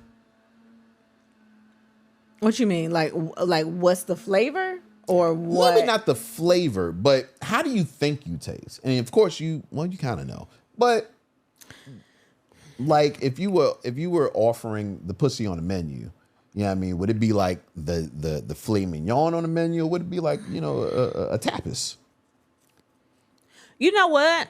I think it would be acquired because I know what my diet looks like. Okay. I know what I eat on occasion, and I just Occasion? Sometimes. I mean, I'm a bitch that fries Rice Krispie treats in the air fryer, so I don't think that equates to like. I think you know what I mean. So I think whatever it is, it's It's good. So you lower, you a tapas. I think it's probably fast food at this point. Oh shit. I mean, I don't eat fast food, but I think that the kind of things that I eat, I don't know if they're I don't know. I like fruit though. I fuck with fruit. I just don't eat it all the time. So I think it's yeah. I think it's just something. It's like, what's an acquired taste? Like escargot. Like that. I hate escargot. You like oysters? Rockefeller. I like Rockefeller oysters. All right, it's probably like that. That's just delicious. It is, but like slimy. everybody don't really like. You like okra. I love okra. So everybody don't really like oysters. So it's like, Oh, because of the slime and all yeah. that. As long as you prepared to deal with it. Sometimes she might eat a honey bun. You go down there and chow down. You have a good time. Okay. Yeah, I think so. What about you? What do you think? That mine is like? Yeah. So I don't think it's nasty, but I've smelled it before. Not like on purpose. That's insane. But I've smelled it before. Yeah. And it reminds me of clean clothes. You think it smell like Downy? Tide. We do wash with Tide. It reminds me of clean clothes. That's what you think? Yeah. Okay. You never Go mind. ahead. No, go ahead. You think it's all the medications you take? That make it taste Chemical. You think it's that? You think it's the medications? It might be. I don't know. Yeah. I think so too. So so you saying my nut tastes chemically? I mean, I've sucked your dick and focused right after before. Nigga has some Adderall today. And that's that Adderall. They'll be like, I don't have to ask you if you took your medicine. I'll be like, come here, let me get your dick real quick. All right, my blood pressure is level. I'm focused. I think you took it. You took everything today, didn't you? That's good. You know what's funny about that? What? My homegirl, she used to be a CO. And she was telling me that one day she had a girl come into her office and she popped dirty. And the girl is so distraught. She's like, oh my gosh, I haven't done any drugs or anything like that. So she's like, no, but I'm looking at your test like you literally popped dirty. So she goes and asks one of her CO friends, and he was like, I know this is gonna be weird, but you have to ask her if she sucked dick and then swallowed after. And she was like, what? He was like, you have to ask her, because if she did, then technically that is a way that drugs can go into her system. So if you believe her, ask her that. And sure enough, she goes back, and I don't even remember how she said she asked her, but however it was, the girl said yes. Adamantly. How do you say, hey, I have a question. It's going to sound crazy, but did you suck dick for breakfast this morning? No, but not just sucking dick. Did you swallow? Because that's the big part. Just sucking the dick ain't going to get it in your system. Oh, my God. Swallowing will. And yeah, she gulped it, too, if it came out dirty. It had to be. And big gulp. Damn. Not the first time. That's crazy. Yeah. I mean, well, you gotta do what you gotta do. I wonder if they still get you for that though. Like, I don't know. The funny thing, it was back then. This tells you how long ago it was. She popped dirty for weed. You know what I'm saying? So, yeah, they haven't checked for weed in years. Damn, so. That's crazy. Yeah, well, yeah. I mean, salute to her though for committing. You know. Yeah. Let's take care of some business real quick. August 30th, which is in like what, 2 weeks, something like that. Yeah, 2 or 3. Yeah, August 30th. 23 days. Yeah, we're gonna be in Boston at the City Winery, guys. In Boston at City Winery.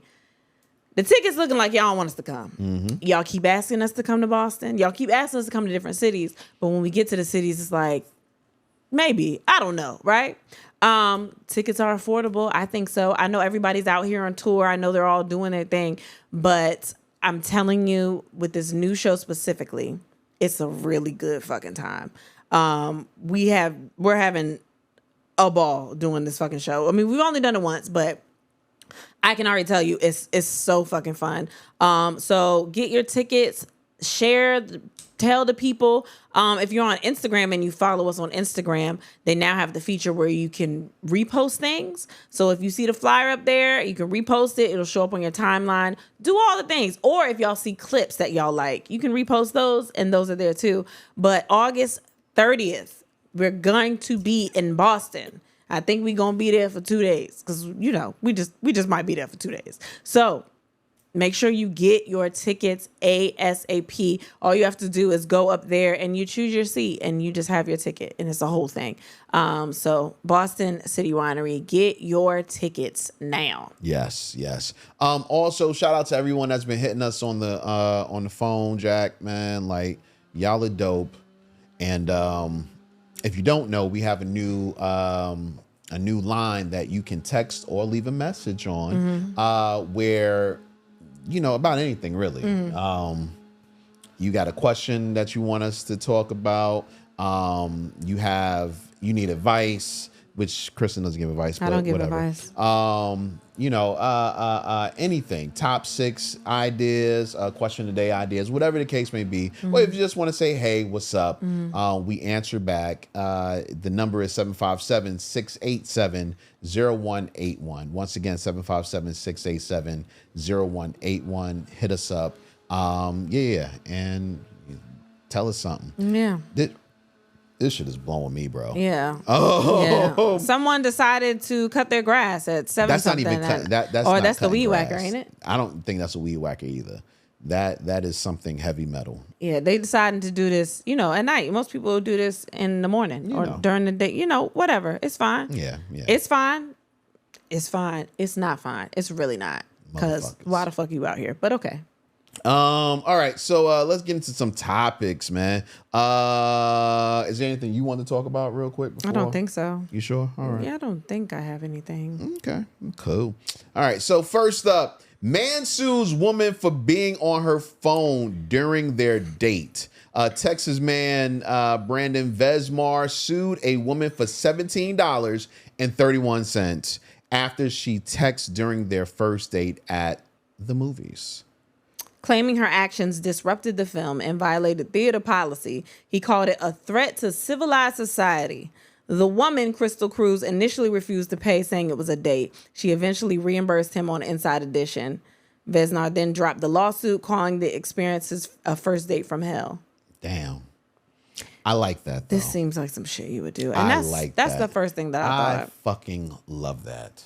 But why are you going through all of that, though? Because first of all, 1731 seems very specific. Very low. Yeah, but it's very specific. So why can't you just ask her? Ask her what? Well, you can't ask her. You can't say, Well, yo. put your phone down? No, you can't say. I need my money? Yeah, I wonder if he asked her to put his phone down. Put her phone down.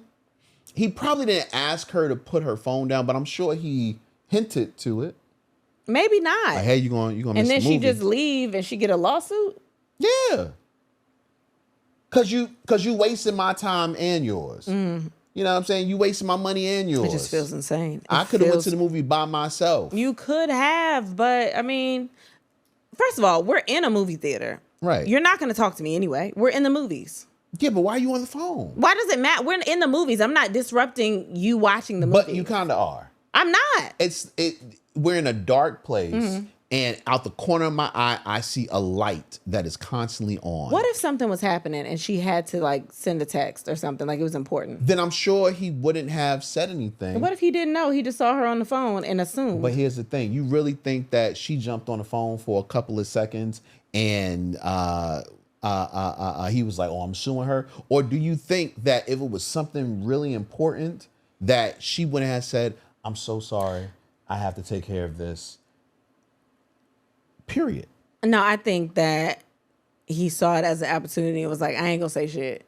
That's some, if you find out you can sue somebody, but he could have just found out he could do some shit like that and was like, I'm gonna test this one out. Nah. And then she left. Why not? You would do it. I would, but Yeah. I'm a different asshole. You don't know that man? He could have been like, all right, I got something for her ass. Nah, that's fucked up. Yeah. I am of the thought process that even at dinner, especially at dinner, if you're on your phone the whole time, you paying for your dinner. Okay, baby. If we are not interacting on a date, then I'm not on a date. I'm just out with another person. Mm. You know what I'm saying? We're not engaging together. I'm gonna do that next time we go out. What? Be on my phone. You gonna pay for your bill too? I know. I can pay for it. It's fine. I got it. Just saying. I got it because what's yours is mine. And I ain't gonna hold your hand. Yeah, but what's yours is mine. What that mean? I'm paying for it anyway.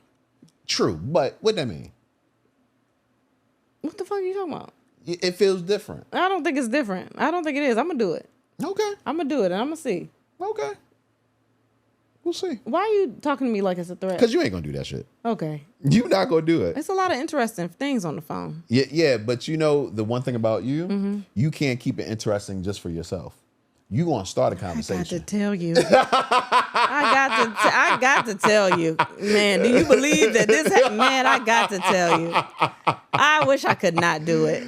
Oh man. Yeah. Let me see what else we got. This is a cool game I want to do with you. I'm scared. This dude does a bunch of quizzes for married people or people in relationships, and I didn't ask you this. I said I was going to do it on the podcast. All right. Oh gosh, I'm scared. Don't be scared. It seems very fun. All right. Okay. So it's a quiz for married people. This is coming from Mr. Howard 365 on Instagram. All right. So here we go. Hold on. Why is your phone going crazy right now too? Yeah, it's vibrating on my booty. Oh, okay. All right. Ready? What if I told you that the person that you like doesn't really like you? If they don't really know you, here's 5 questions that the person that you like should know the answer to if they really like you. Oh my God. Question 1. What is your partner's phone lock screen? Our twin boys. Wait, you said what? Our twins. Cameron and Caleb. Yeah. Yes. Question 2. How tall is your partner? Okay. How tall are you? 5'10" and a half. I'm not. Yes, you are. How tall am I? Baby, you're 5'10" and a half, and don't fucking do this to me. How tall am I? I almost said 5'9". Well, who the fuck were you fucking married to? 5'10" and a half, baby. I'm actually. We'll talk about that in a second too. Wait, what? We'll talk about that in a second too. Let's continue. What? Question 3. What is your partner's favorite beverage to order at a restaurant? Favorite beverage to order at a restaurant? Tequila. Tequila? Yeah. Tequila. Yeah, you want tequila. That is not my favorite beverage to order at a restaurant. You order tequila all the time. I do, but that's not my favorite beverage So to order at a restaurant. Well, I'm going on. What am I supposed to? You want like a regular drink? There are two beverages that are my favorite to order at a restaurant. Tequila? Is one of them? No. That's not one of them? You always order tequila? Nope. I always order tequila because one of my favorite beverages that I order sometimes, people don't really know how to really give you a good one. And old fashioned. Old motherfucking fashioned. That's right. Yeah. Yeah. You got that from me. I didn't get that from you. Yeah. I knew old fashioned before you, girl. Okay. Okay. That was old fashioned when I started drinking. When I met you. It was new fashion when you had it, huh? Yeah, hell yeah. It was just a fashion. It was a what? Yeah. Trendy. It was just style when you had it. I'm telling you. And water. And water. Yeah. I could have said water, but No, yeah, but you said tequila. Baby, I knew what it was. I knew what the drinks were. It wasn't either one of those. All right, continue. Oh my gosh. Continue. Question 4. When there's conflict, does your partner want to talk and resolve things right away? Or do they need time? Nigga, right away, immediately. Why are you not talking to me? I got something to say. That's you. Talk to me right now. I don't want to. Nah. Go, okay. But I'm saying, no, that's you. Okay. That's you. Yeah, you got that. Okay. I get anxiety when if we don't finish the conversation. Yeah. Okay, you got that. Question 5. What is your partner's most recent ex's name? What is my partner's most recent ex's name? Do you even know that? Yes, I do. Okay. We can skip that one because I got a feeling you know The that. loser owes the winner. Yeah. Let's start with a C. Yeah. Okay, thank you. You Got it. All Beep, right. beep, beep. All right. What about me? No, answer those questions for me. I don't even remember the questions. What's my lock screen? Your lock screen? Mm-hmm. It's on your phone right here? What's my lock screen? I have no idea. You want me to answer it? Yeah, what's your lock It's screen? nothing. I don't have anything on my lock Oh, screen. so there we go. It's nothing. No, but therefore- you didn't know that. No, if it's nothing and no idea, same thing. Yeah. Okay. Number 2. What was number 2? You see, you don't even know. Baby, we watched the same video. You don't even know. What was number 2? I don't know. Oh my God. I don't know. Number 2 was. You are insane. It's not fair. Well, damn. I don't know number 2. One of them was, what is your favorite drink to order at a restaurant? What is that? Any mocktail. Okay. Any mocktail. There you go. Okay. What's up? What was another one he said? Damn, you know what's fucked up about this is we're recording and people that are listening are gonna be like, Just rewind. yeah.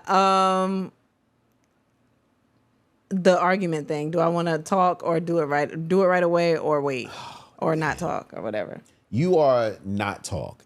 Even though I feel like in your heart you be wanting to talk, you don't want to have an argument. So you want to wait. That is right. That was only 3. Oh, they didn't start it back up. I don't know what the other 2 were. I know one was the ex. Oh, what's my most recent ex's name? You don't know it. And you don't have to say the whole name. Just say what it starts with.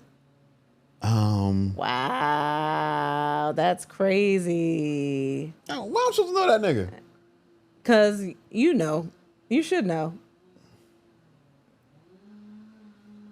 It's like they're getting louder as you think. It's like background sound. I forgot his name. Oh, okay. I don't know what the other one was. Yeah, neither do I. We're skipping one. But I probably knew. Oh, your height. How tall am I? Shit. 5'6". Thank you. I am not 5'6". You not 5'6"? Not at all. The hell are you? What were you about to say about your height? Oh, well, we'll get to that. No. When are we gonna get to that? Right now. I'm 5'3.5". You're 5'3.5"? Yes. Wow. I didn't know that. You thought I was 5'6"? Hell yeah. Listen, I got another game for us to play a little later in the episode, but Another game? Yeah, another game. I mean, I kind of like that. That was fun. We actually played. Well, we're gonna do another one of his things on Patreon. Okay. But this I actually have for Patreon, but since it came up, I might as well play it now. Actually, why? Okay. It's so loud. It's insane right now. Man. All right. I'm sorry if y'all hear it. I am so sorry. Listen to this. Listen to this. 5'10" is the tallest of short heights. 5'10" is the tallest of short people. 5'11" is the shortest of tall people. This is why short guys can get away with saying, oh yeah, I'm 5'10", because it's still in the short range. It's the tallest of short. So that's the tallest they could say. A guy 5'7" would never lie and say they're 5'11", because in people's brains, that's tall. But 5'10" is the tallest of short. So they can say, oh yeah, I'm 5'10", and people will have suspicions, but they're not going to say anything. It's like, yeah, that's still short. I mean, let him live. But he's not going to say 5'11", because 5'11" is the shortest of the tall, and you're not tall. You're not tall. You know what I mean? Because if he said he was 5'11", he'd be saying, I'm tall. But if he says he's 5'10", he's still saying he's short. He's just saying he's the tallest of the short. You get what I'm saying? Now, usually shit like this, I don't watch. He killed that. But the fact that he was gay, I was like, I trust him a little bit more. You know what? With his analogy. Yeah, because he out here judging niggas. Yeah, exactly. I don't want no 5'10". You know what I mean? And then he looks a little short. I mean, he looks tall. So He might be. Yeah. So I was like, damn. I don't think I'm short or tall. I think I'm in the middle. I think you taller than me, and I think that's all you need, right? So you think I'm short? Because if I was 5'6", we'd be really close in height. So be lucky I'm 5'3". We'll be really close in height? Baby, the only reason that you are much taller than me is because you be wearing them hokas sometimes. Fuck you. Them hokas thick on the bottom. You need them. You need them hokas. So you think I'm a short dude? You think I'm the tallest of shorts? I think I've dated taller dudes. That's not my issue. You know what? You know why I think that you're Short? shorter? You think I'm short? Not short. I think that you are shorter. I think you taller. Like you perfect. You perfect height. But No, somebody tried to tell me about my dick that was perfect one time, and I didn't realize till years later that it was not a compliment. well, I told you your dick was perfect. Why you don't want your dick not to be perfect? You want it to be imperfect? Irregular? Continue what you were saying. But I come from a family of tall niggas. You know that. So I'm short, is what you're saying. Compared if you were described, not compared to anyone. No, because if you were describing me, would you say he's a tall man or he's a short man? I'd be like, he the man I love. It don't matter what the fuck you think of him. I love him. Because you have to think my life, I've been around tall men. Mm-hmm. My brothers are all tall. The shortest brother is 41 and he's like, how tall is Ryan? Maybe 6'2", 6'3", 6'2". I think he's like 6'2". My little brother is 6'5". I'm pretty sure that nigga's like 6'6", 6'7". What does any of that shit have to do with me? But because that's what my life was. Everybody was just up there. Like my dad is 6'2", like, and then my oldest brother is 6'9", I think. Like they all were up here, so I'm used to people like towering over me. And around you, I just feel really comfortable.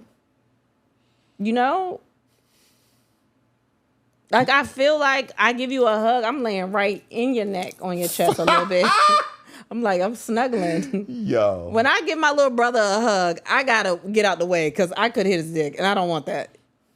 What? It's right there. He's that tall, so I gotta give him a side hug. I don't. It's weird. Oh my gosh. But I like where you are. Fuck you. We put our ears together and stuff. Like you just. Do you hear what I hear? Said the night went to the little land. You know what? I'm not even having this conversation with you anymore. Why? It's fine, baby. No. I think that it doesn't. You taller than me. I know I'm taller than you. And that's all you need to be worried about, right? No, I don't give a fuck if I was taller or shorter. Than you. I just want to know how you see me. So why are you in your feelings right now? I'm not in my feelings. I'm just in my feelings a little bit. But you talking to somebody that everybody around them is tall. And you saying, how do I see you? So you saying you ain't never met somebody shorter than me until you met me. That's bullshit, because I know the short nigga you fucked. Yeah, it wasn't a good time. I didn't have fun. Why? Because he was short? Yeah, it's stuck in my head. That's fucked up. But that's not everybody. Everybody does not think like me. And shout out to the short king. Shout out to y'all. Don't nobody want to be called a short king. You want to be a tall king? That's a weird name too. No one wants to be a king. At least y'all got a nickname. You a king. You're not a prince. I didn't say a short prince. That bring you down in rank. I said you still a king. You a king among kings. You're king. You just not. You don't see what they see. You know. You just got a different angle. You got a different approach to the way you rule your world. You rule your world from down here, but you still the ruler. You see what I'm saying? No. It's not up here. It's not like, it's a king. It's not like. Let me ask you one more question. We're going to go to the next topic. Okay. Do you feel less protected because I'm shorter than your family members? Not all of them, but like your brothers and your father. I watch Dragon Ball Z. They kind of short a little bit. Ain't none of them really tall for real, right? They all short kings. They fight. They be fighting. Goku look like he might be half my size for real, but he could whoop my ass. So I know I would be protected. Okay. What? You make me feel like you could cover me. Like you just, you still taller than me. Okay. You put me on your shoulders, we could see everything. Fuck you. We could beat niggas down with it. All we need is a trench coat. We can rule the world. All we need is a trench coat. We can get into all the clubs, beating niggas' ass. Come on. Beating dudes to the ground. I'm not doing It's this. me and you with against the world, baby. baby. Baby. Actor Neal McDonough says he lost everything after being blacklisted for refusing to kiss another woman on screen. Now, saw that. if you don't know who Neal McDonough is, he was on Suits. I think that was probably his most memorable role. I think he's been in other stuff. Yeah, but he has, but memorable as far as recently. Most recent would be Suits came out 10 years ago. Oh, it well, started that's what he's talking about. He was blacklisted. on Suits. Well, no, I don't. He doesn't say the. He doesn't say the actual show. Well, I mean, everybody was fucking on Suits, so I could see that it might be Suits. They was all fucking on. Well, he said he was married since 2003 with 5 kids.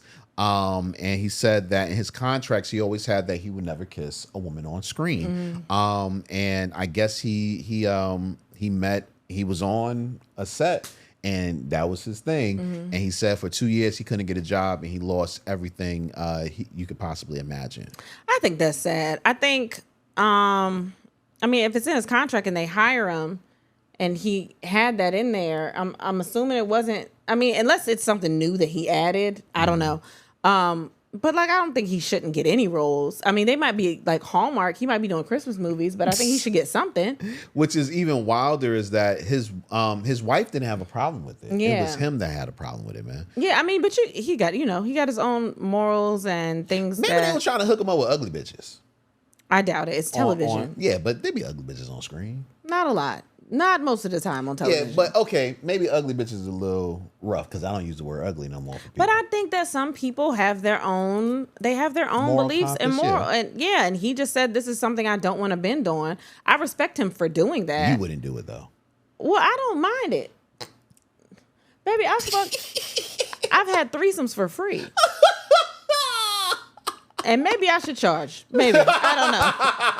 But I mean, he can believe what he wants to believe. I think he should be able to respect that. I think I don't know what Blacklisted is, but I'm just thinking out of the box. Like maybe he was just getting offered roles that he didn't want to do. Maybe it wasn't a blacklist. You know what I mean? Because he didn't do anything crazy. He's just saying he doesn't want to do these things. And maybe he was just getting offered roles that he thought he weren't good enough for him or something like that. I get that. Because I don't see why no one would just not hire him at all. That doesn't make any sense. No, definitely. So yeah, I think that's kind of insane. But they also have the right to do what they want to do in their film, you know? Yeah. I get that. I don't know. I was thinking and I was like, damn, if it was either me not having a job for 2 years or kissing somebody on screen, I got to do what I got to do, man. You would do it anyway. But if we just thinking about a regular person, I would think about at some point I would be like my kids and stuff. Like they're not saying I got to fuck them. I just got to kiss them. And would you have a sex scene? Not like OnlyFans. I mean, me, I probably would. Okay. But if as him, like it's not like they choreograph those things where That's you know why what I mean. That surprises me. What? That No, she I would do a wouldn't. sex I don't. Not right now in this body. No, not yet. Not yet. I'm not ready. I'm not ready for that. And honestly, I don't think I could do a sex scene. I think everybody watching me would be weird because they watching me and not joining in. It's different than, you know what I mean? It's different than like, Tag you it? Yeah, it's different than a party or that they watching me professionally. Right. I would have an attitude because you're not turned on. You don't see. Ain't no dick in here hard. Ain't nobody hard in here. Nobody? That's crazy. Cameraman all close. You don't see these titties at all? Nothing? Wow. Time out. Time out. If I'm doing this scene, pull a dick out. I'm just playing. Don't do that. Please don't do that. Oh, man. Please don't do that. That's how they get in trouble. Don't do that. I'm just playing. Ha-ha jokes. That is funny. Yeah. That is funny. Yeah. Whoa, what is this? You want to talk about it? I don't care. All right. I don't care. I was going to save it for Patreon. You can save it for Patreon? All right, I'll save it for Patreon. Okay. Wow. Face sitting. All right. Yeah. Women initiate sex only 19% of the time, but report higher satisfaction when they do. Didn't want to stay on this long. Just wanted to let you know that. You're a fucking liar. What? I don't want to talk about it. I'm just going to say it. No, I just wanted you to know that you are a non-initiator for the most part. Maybe because they're saying that when they initiate, they're horny and they really want to have sex. Maybe. It's not a point of just initiating just to initiate. Maybe they real horny and they like, fuck it, I just need it right now. That's probably why they enjoy it more. Because they ripe and ready.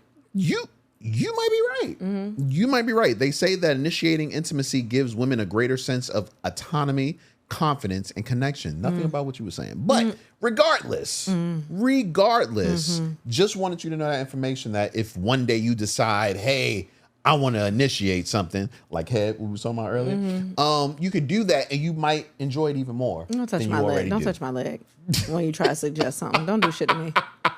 Don't do nothing. Let me see. Ooh. What? We remember.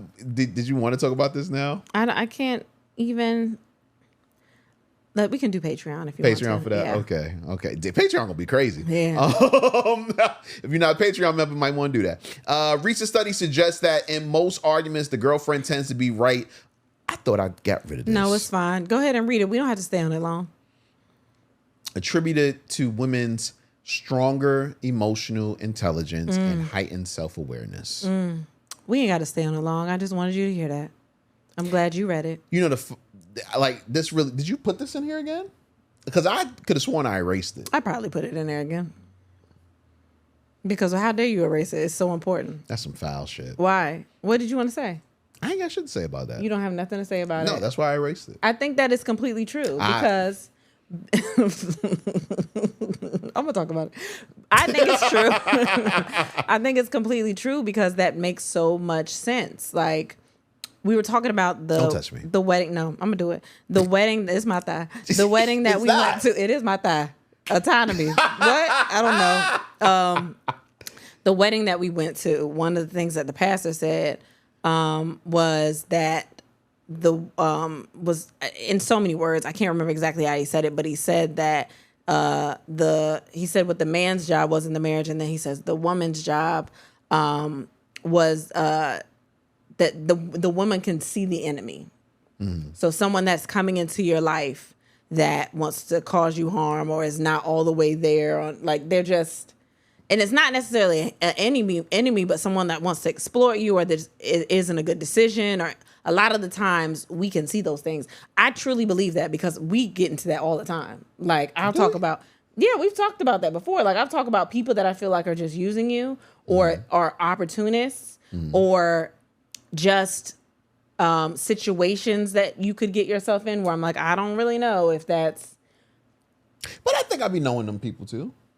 Well, I'm just saying I can see it also. Even if you know and you have not discussed it with me, I can see those things. So I think that this rings true because I take all those things into consideration when we're having arguments. It's not just my point. I take all of those things into consideration. I think I do. I mean, a lot of the times I do want to be right, but I also just take everything, I don't know. The only reason it's hard for me to accept this is because most women traditionally do not know how to say I'm wrong. That's great, but like the psychologist said that we do be right. So why are we saying that we're wrong? Right now we're talking about being right. The psychologist is probably a woman too. Well, you don't know that. Let me see. Scroll it down and see. It don't say if it was a man or a woman. It don't say. But that's fine. It says a recent study. What does that mean? That means somebody, they said that. And I just believe them. A woman finally says yes to a boyfriend who proposed 43 times in 7 years. That nigga, he is so dumb. He must really like her though. Yeah. And maybe she just wasn't ready. Okay. And why do they know how many times? Because she said something. Sarah turned him down the first time because the couple had only been dating for 6 months. That's a good reason. Even though I proposed to you after 6 months and you said yes. But continue. Maybe I just really wanted to be married. But I love you. You know what I mean? The only reason you said yes is because you really wanted to be married? No, I don't think so. You thinking? Does it matter now, though? Yes. Are you happy? Fuck you. Are you happy? About what? Like us. Like it's worked out, right? What you're not going to do is try to Jedi mind trick me on this one. No, Answer the I question. asked you a question. Now, I asked you a question first. Don't ask me to answer a question with a question. Maybe. Wow. Maybe I was like, man, this seems like a stable situation to be in. I should be in this situation. I should be married and have a husband. Really? Does it matter now? So I could have left at any point. I could have not even went through with the wedding. I could have done all of those things. But that could have had something to do with why I said yes so quickly. Have you ever thought about that? why you said yes so quickly? Yeah. No. I thought you were in love. Yeah, but You when felt you like when you go back I and was the think about one. it, there's that it's kind of like that pre-nut, not post-nut clarity. You know what I mean? Because marriage is like the post-nut. Like after all the butterflies and stuff is gone, now you in it, right? So in the beginning, I really, really liked you a lot, but that could have been anybody that I am with. Like if I like I could really, really like them. It's so euphoric. It's so like, oh my God, this is amazing. This is the best thing that's ever happened to me. I think about that. I had that feeling with everybody that I was with. So As far as dating, I'm not talking about had sex. Everybody that became my boyfriend in that first span of months, like I thought they were the best thing I've ever seen in my life. Like, so what you're saying is that any of them could have proposed after 6 months and you probably would have said yes if you wanted to get married. I think it depends. I think it depends on where I was in my life. Like, Well, I Yeah. said if you wanted to get married at that time. maybe because it's so euphoric in the beginning. It's so like you can do no wrong. There's nothing. This is amazing. I love this feeling. It's very, very happy and butterflies and rainbows and all this other shit. You don't think that? Think what exactly? Like, you got attitude? No. Oh. I just find this very interesting. When anyone that you've dated and like actually like dated, like in the Right. beginning, you chose to be with them because you were like, this is amazing. Like, I have to have this. This is what I want. And it's good in the beginning. It's great. Okay. And then shit starts happening and going wrong. You start learning them.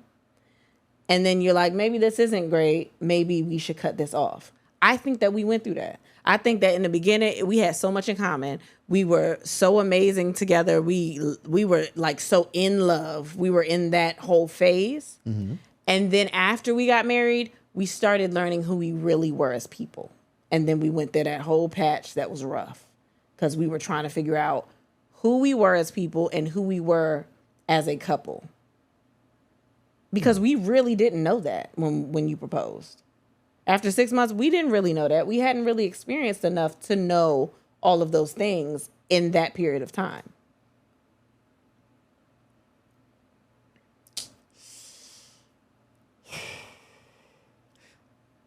I respect your feelings, but I don't feel that way. Explain.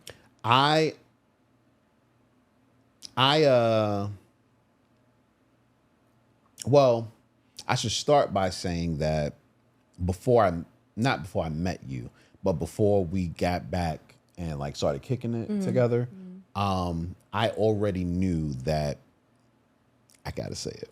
What? Marriage was on my menu. Oh. Pop the ring. What is it? Is it pop the ring? I forgot. Got marriage on the menu. Marriage on my menu. I had to say it. But no, but I knew that I was looking to be married. But that's like I'm you, not finished. but I know, but at that point you told me that you were you were just ready to be married. Right. That's what I'm saying. Like I knew that about me. So the way I was dealing with women after I made that decision was with a fine-tooth comb. You know what I mean? And I was asking myself a lot of questions that I'll admit normally before I knew that marriage was the thing that I wanted to do, I wouldn't have asked, or I wouldn't have looked at, or I wouldn't have truly asked myself if I could deal with that. You know what I'm saying? So there were a lot. There's like maybe one flaw of yours that I didn't know about that bothered me when, after we were married and everything. What was that? You and money.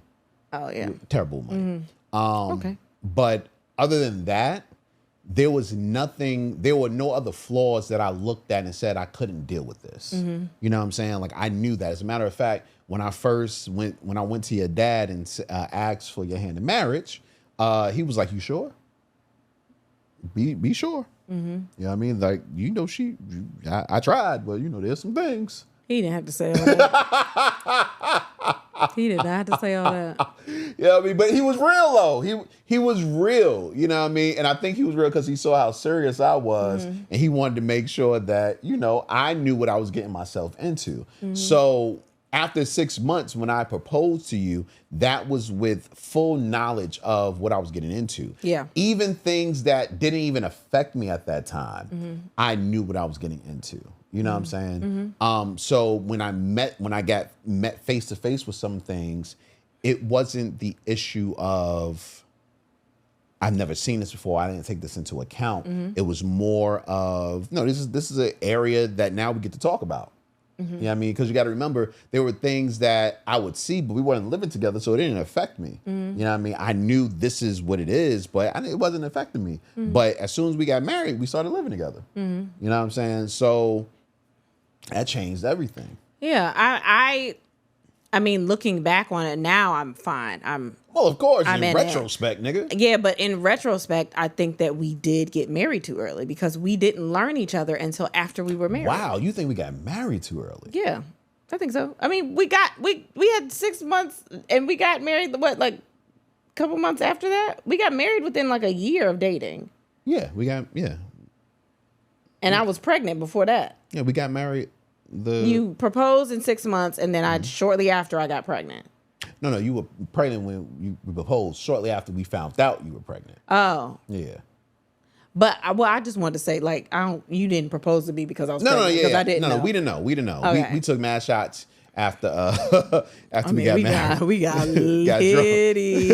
I think Dad got in there and split the thing and gave us. That's how we got twins. The alcohol cut through the. Hell yeah. Yeah. But, no. Yeah. No, yeah. a part of me used to think that. Now I used to think what? That we got married too early. But I don't really think that now because I think that what we went through in marriage built us to where we are now. Because I think if we wouldn't have gotten married and then things started to unfold and we started to like really learn different things about each other, you would have been like, well, fuck it, I'm not doing this.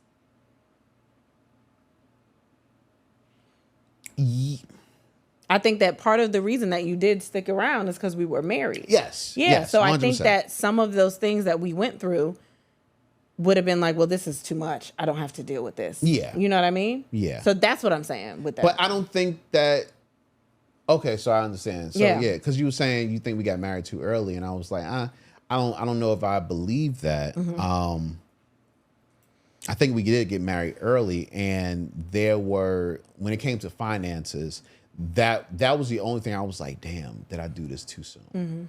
But other than that, I was like, what it is what it is at this point. You know what I mean? And we just have to, mold and get to know each other. And you're right. If we, you would have been gone. I would have been. You'd have been gone like a motherfucker. Yeah. But I love. That's why I love. One of my best friends to the end of the earth because he made sure that I didn't quit. You know what I'm saying, on us. Because there were mad times, but he made sure. You don't have to keep saying that. No, I'm just saying. I think if they listened long enough, they probably heard some of it. So. But yeah. So, but he made sure of that, and I appreciated him for that. And that's why I don't really, look at it in any kind of way. You know what I'm saying? But I understand how you can, as far as saying that you might have said yes too soon, or you might have said it because you wanted to be married. I understand that. I get that. I mean, I'm fine now. Well, yeah, of course you find out. You my guy, yo. No, fuck you. Fucking love you. No. I love that eye too. And he knew. That I knew. That's a new person we bring in our relationship. It's a threesome for real on this couch. Yes. Let me see. Of course you put this in here. Oh yeah, I'd seen this. Just more reminders. You should have sex every day. Here are 8 health reasons why. Brought to you by B Condoms. Okay. Let's see. It can increase your lifespan. What? Frequent sex, especially when your orgasm, has been linked to increased life expectancy. Did you know that this dick will make you live longer? The more sex you have, the longer you live. Long life and good sex, not a bad deal. Come on, B. That we really don't even need no more reasons. All right, continue. You gotta have an orgasm every time, though. That's the kicker. Wait, go. I can't see. Baby, come on. Don't I act like the like way you that. said that. But you already know. Yeah, but never mind. Go ahead. It can keep you looking young. Thinking of getting a facial? Just have sex every day instead. It's free skincare. Aside from pleasure, having daily sex can slow down aging and keep your skin looking plump, glowy, and youthful. Let's fucking go, man. It can boost your immune system. Sex is literally good for your immune system. More sexy time means more antibodies to fight off stress and sickness. Do you have a cold, headache, or flu? We recommend you try getting laid first. All right. So you probably need to have more sex. It can burn calories and help you stay fit. If you want to stay in shape without having to go to the gym, having daily sex can help you burn up to 300 calories per day. Moaning can add another 18 to 30 calories. It won't help you lose weight, but it will keep you fit. Let's go. It can help you de-stress at the end of a hectic day. What's stressing you out? Deadlines, family, gas price, bills, life. Sex can help you shake it off, And literally. this be my biggest one. That'd be my biggest one with you. Like, you stress, let's fuck. But sometimes you are the one that stresses me out, and I don't want to fuck you. So I would rather just take a nap or get away and go in my room and watch a show. I get that. You just be like, all you gotta do is fuck. It's you. Get out. I'm more stressed. Get out. I don't want to do this. Okay. Yeah. Point taken. It can help you get a promotion at work. Want a promotion? Have sex. Wait a minute. Have sex daily. We're not joking. Regular sex increases blood flow to all areas of the brain, and this leads to increased brain function. This can make you smarter, more creative, and motivated, which in turn makes it easier to climb up the career ladder. I thought they were saying fuck your boss. Maybe they mean that too. They just gonna say that. All right, cool. Yeah. All right, because that's the first Ain't thing. nothing wrong with that. Yeah. It can help you sleep better at night. Sex relaxes your muscles, calms your mind, and increases feel-good hormones. It's basically the sexiest sleeping pill you'll ever take. I be trying to tell you that, man. I'll take magnesium, though. It can protect against certain cancers. Frequent sex, especially ejaculation, is linked to lower prostate cancer risk. Same for breast cancer and regular orgasms. And the good thing is you don't need a partner to reap this benefit. So masturbation, too. Yeah. Cool. I'm not mad at that. You see? I just be trying to make you healthy, man. All right. That's all I be trying to do. And you don't want my help. I don't. You do not want my help. It's okay. Don't worry about it. That hurts my feelings, Yeah. man. Let me see. Things that have nothing to do with sex. I really want to do these. We can do those on Patreon. All Those right. are other tests, yeah. All right. Let me see. The FDA has approved lab-grown salmon for human consumption in the U.S. I feel two different ways about that. Okay, well, go ahead. It could be a good thing. Mm-hmm. It could be a bad thing. It could be a good thing, though. Okay. You want to give a reason? Because maybe, well, I don't know, because they might inject some shit in there that's not healthy, but maybe it's like... They can do that with regular. I don't know. I don't know. I don't... So... Is saving the fishies? Do you think a vegetarian would eat lab-grown salmon? Yes. Okay. So here's my thing. Back last year, I was vegetarian, right? I was vegetarian for a couple of months. Yes. And what I found myself doing was eating like Beyond Meats and you know, Impossible Burgers and, you know, Impossible Meats and all that. And while the taste wasn't bad at all, I could feel the difference between ingesting real meat and fake meat. So I don't know if necessarily it's good or bad for you. What did it feel like? What was the difference? I don't know. That's the thing. It wasn't like a noticeable difference as far as saying, oh yeah, every time I eat this, my knee hurt. You know what I'm saying? Nothing, it wasn't nothing like that, but I could just tell there was a difference in the way I felt. And my thing was, well, if I still want, you know, to eat meat, then, you know, I got to eat real meat, Yeah. You know what I mean? Not, not this lab grown stuff. I was looking at this video. I forgot, it might have been Neil deGrasse Tyson, but anyway, in the video, the person was talking about how for years upon years, people died around like 30 years old. And then they got to where up in like the 18 to 1900s, they got to around 35 or something like that.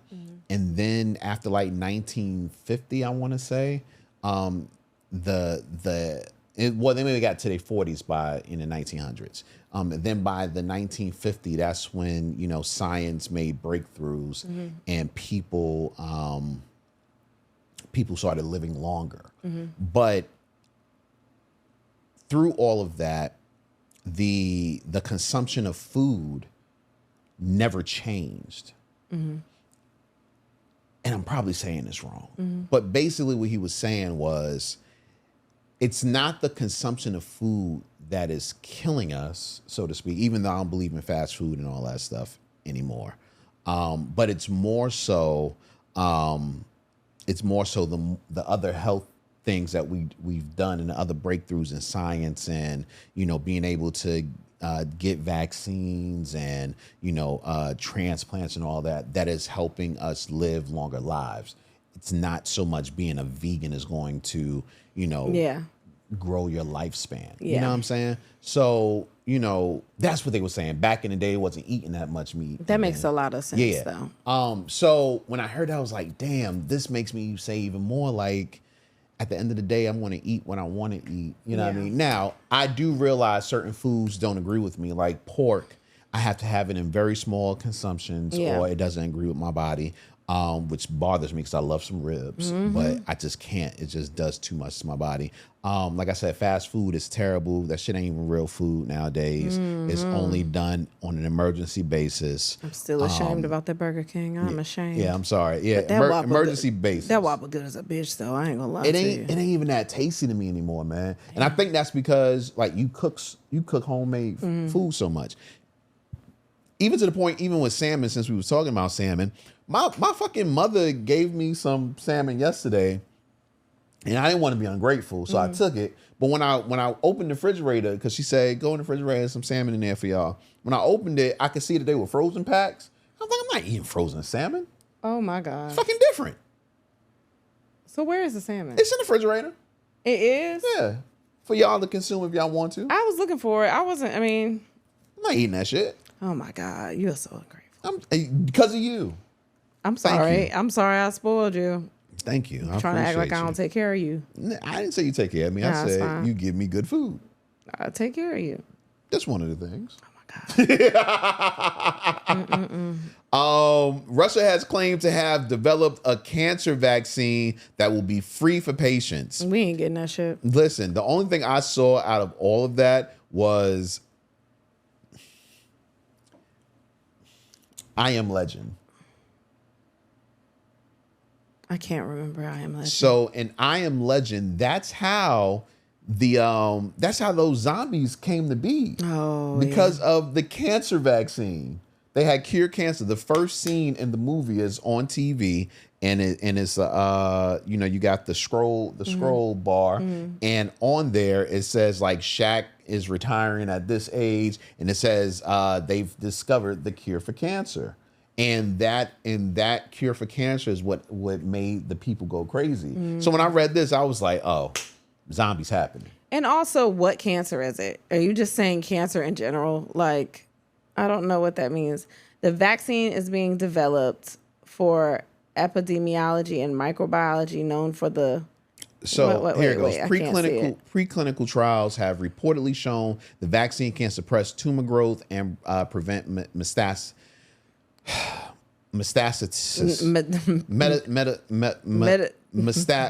I know the word, y'all. Metastasis. Yep. That's not the word. Metastasis. Yeah. With claims of reducing tumor size. So it doesn't seem like I think it's all cancers, basically. That's crazy, though. I mean, I think it's dope, but like I said, it's scary. We wouldn't get that shit anyway. True. They hang that shit over our head. Now.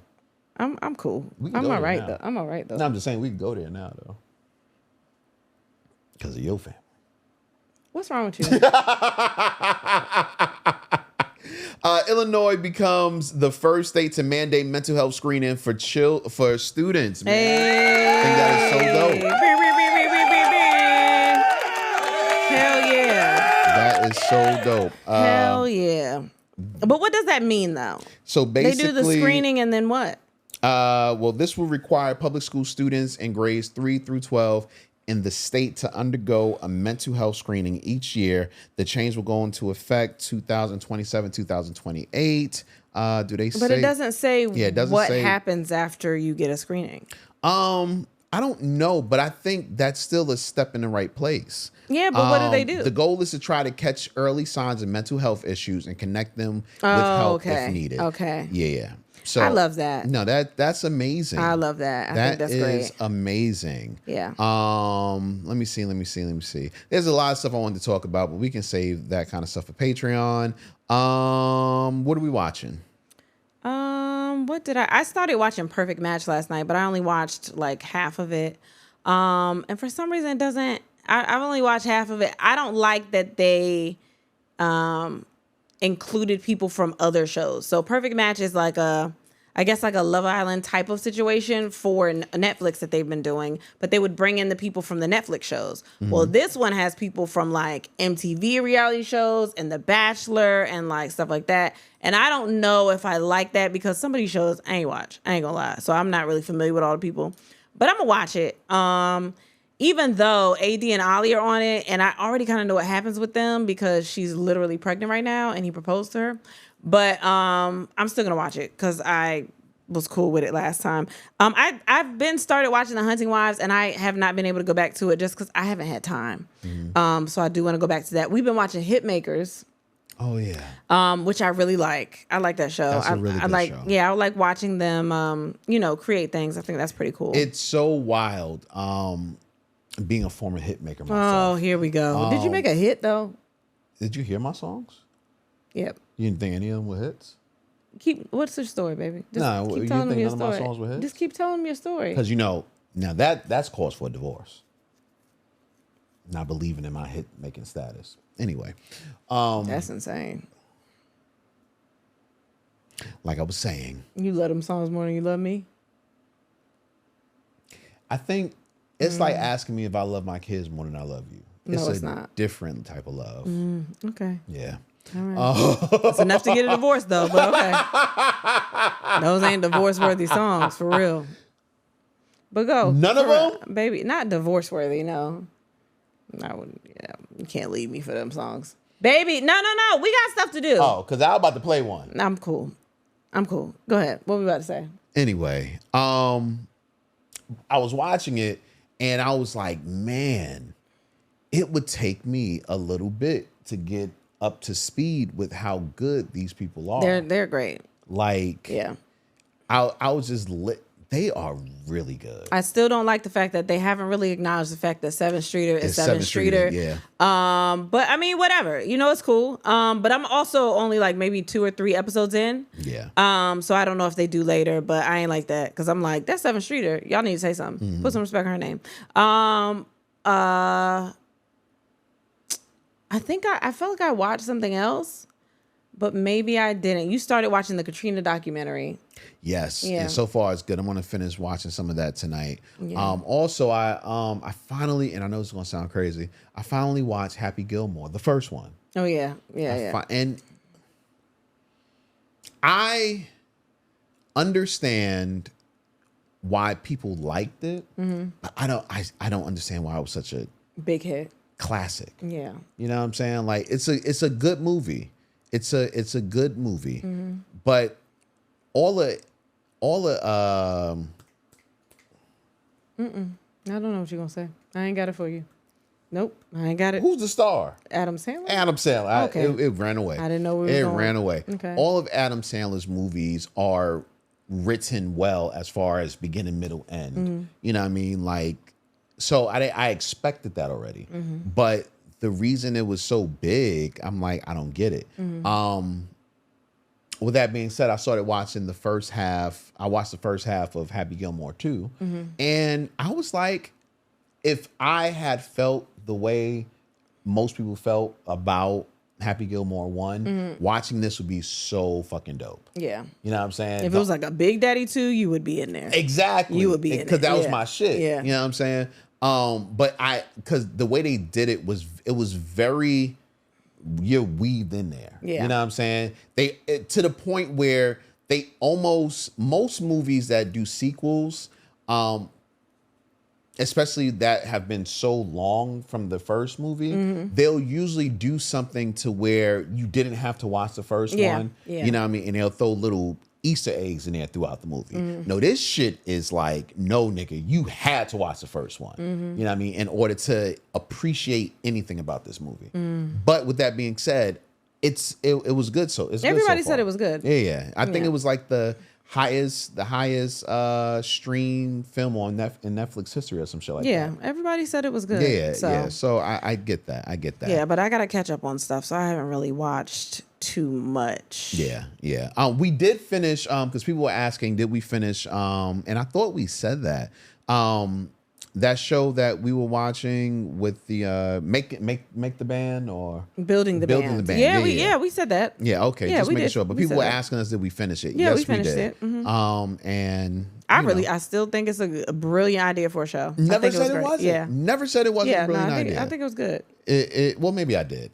Maybe Yeah. I did say it wasn't a brilliant idea. Yeah. But I took that back once I saw what happened. Yeah. Yeah. But like she said, we haven't really been watching TV. That's going to change, especially tomorrow. I'm gonna watch hella TV. I'm not watching any TV. I'll be driving at 3:30 but in the I'll morning. be with kids and all of that. So that means they go to bed at 6 p.m. Oh my gosh. And then they're gonna wake up at 5. Hey, and I'm whatever. gonna tell them to come in here and wake you up. Let's do a listening question before we get out of here. You want to talk about ADHD or you want to talk about It doesn't cum? matter. Whoa. I think they both have to deal with cum, but one is a lot more cum. Okay, let's just start. Let's just do that once it's at the top. Oh, okay. What's happening, you guys? So my wife was diagnosed with ADHD and has been a pain in my ass since, because everybody seems to be ADHD if you let her tell it. Thank you. Shut up. She recently came across a post that said her Adderall could make for better orgasms since it helps with concentration. She was pregnant at the time when this information found her. So my question is to Kristen, do you feel that Adderall makes a difference? Well, I just kind of got back on Adderall, so I don't know. Have we fucked on Adderall? I don't think so. Okay. I don't think that we fucked while I've been on Adderall, because I've only taken it, like, I'll take it early to get things done or whatever. But so I don't remember. I would say yes if you were talking about when I was on Adderall and vaping and weed and wine and all of the things at the same time. It was a good time. Wouldn't recommend you doing all those things like I did. I did it so you don't have to. But just a regular Adderall, I mean, I could see why it would probably be good. Really? The concentration thing. I mean, but I don't know. We haven't had sex since I've started back Adderall. Okay. That's interesting. Why? No. What about you? Well, he You asked take me. Adderall. But what about, I'm asking I you. think he's asking from a woman's perspective. I'm asking you though. It's an orgasm is an orgasm. That's how I kind of look at it. Do you feel like it's different? Not on Adderall. You don't think so? Yeah, I don't Not my know. Adderall. Now, when I'm high, like on weed, yeah, that's a different orgasm. Oh yeah, I think so too. That's that is. Well, I don't remember. It's been a while, but That's an out of body experience. Sometimes, like remember we used to smoke, and it's the thing you can't get too high. You just gotta get high enough, just enough to where you are cooling in the breeze. Yeah. Where you feel the tinglies, because everything is heightened. You like, yeah. damn, don't do that because I'm not trying to go back to nothing. And you making it sound great, and Nah, it is was, great. It was amazing. Yeah. Same thing with shrooms. Yeah, I'm never doing that. You're never going to do shrooms? I don't think so. Why? Well, I stopped smoking weed, so why would I do shrooms? I Why don't would even you do not? alcohol no more. I don't do nothing. Yeah, but I had to get on Adderall, yeah, I didn't want to do that. Yeah, you did. You're right. So yeah, I'm okay. No, It's okay. I'm so proud of my wife for this journey that she is on, because she is serious about it. I don't know if you actually happy or proud of me, or if you're kind of joking me. No, I'm proud of you. Oh. Am I happy? Yeah, I'm happy because you're happy. Thank you. You know what I'm saying? I'm happy because you're happy. And if I'm being 100% honest, you slowing down has made me slow down. You know what I mean? Which I'm still, if I'm being honest, I'm still trying to figure out how much I like that. Like for my health, I love that. But for my fun level, I don't know if I love that. But, you know. I mean, you don't have to do what I do. Right now, I feel more present when I do it. Yeah, I just feel more present, I think. That's what happens when I don't smoke weed. Like I feel more present. That's why I haven't done it in so long. You know, I feel more present when I smoke weed. When I drink, though, I feel more fun. I can understand that, and I get it. But lately, well, not lately, but when I was stopping drinking, Every time you had a drink, yeah. I felt sluggish almost. Like I felt the fun, but I also felt like it just kind of took me out of it. That's interesting. Like it was fun, but also like the waking up later or when it was wearing off, and then I would just kind of like feel heavy. Yeah.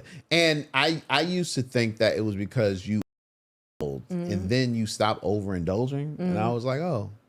Yeah, it just started. And that scared me though, because it felt different. So I assumed that like my body was doing something. Right. Like it was getting to my organs different, like it was doing something. So I was like, this is scaring me too much, and I can't. I'm more scared of what it could be doing than wanting to have fun for a couple of seconds and then being mad because I got a hangover or I'm just sluggish. Right. So yeah. I get that.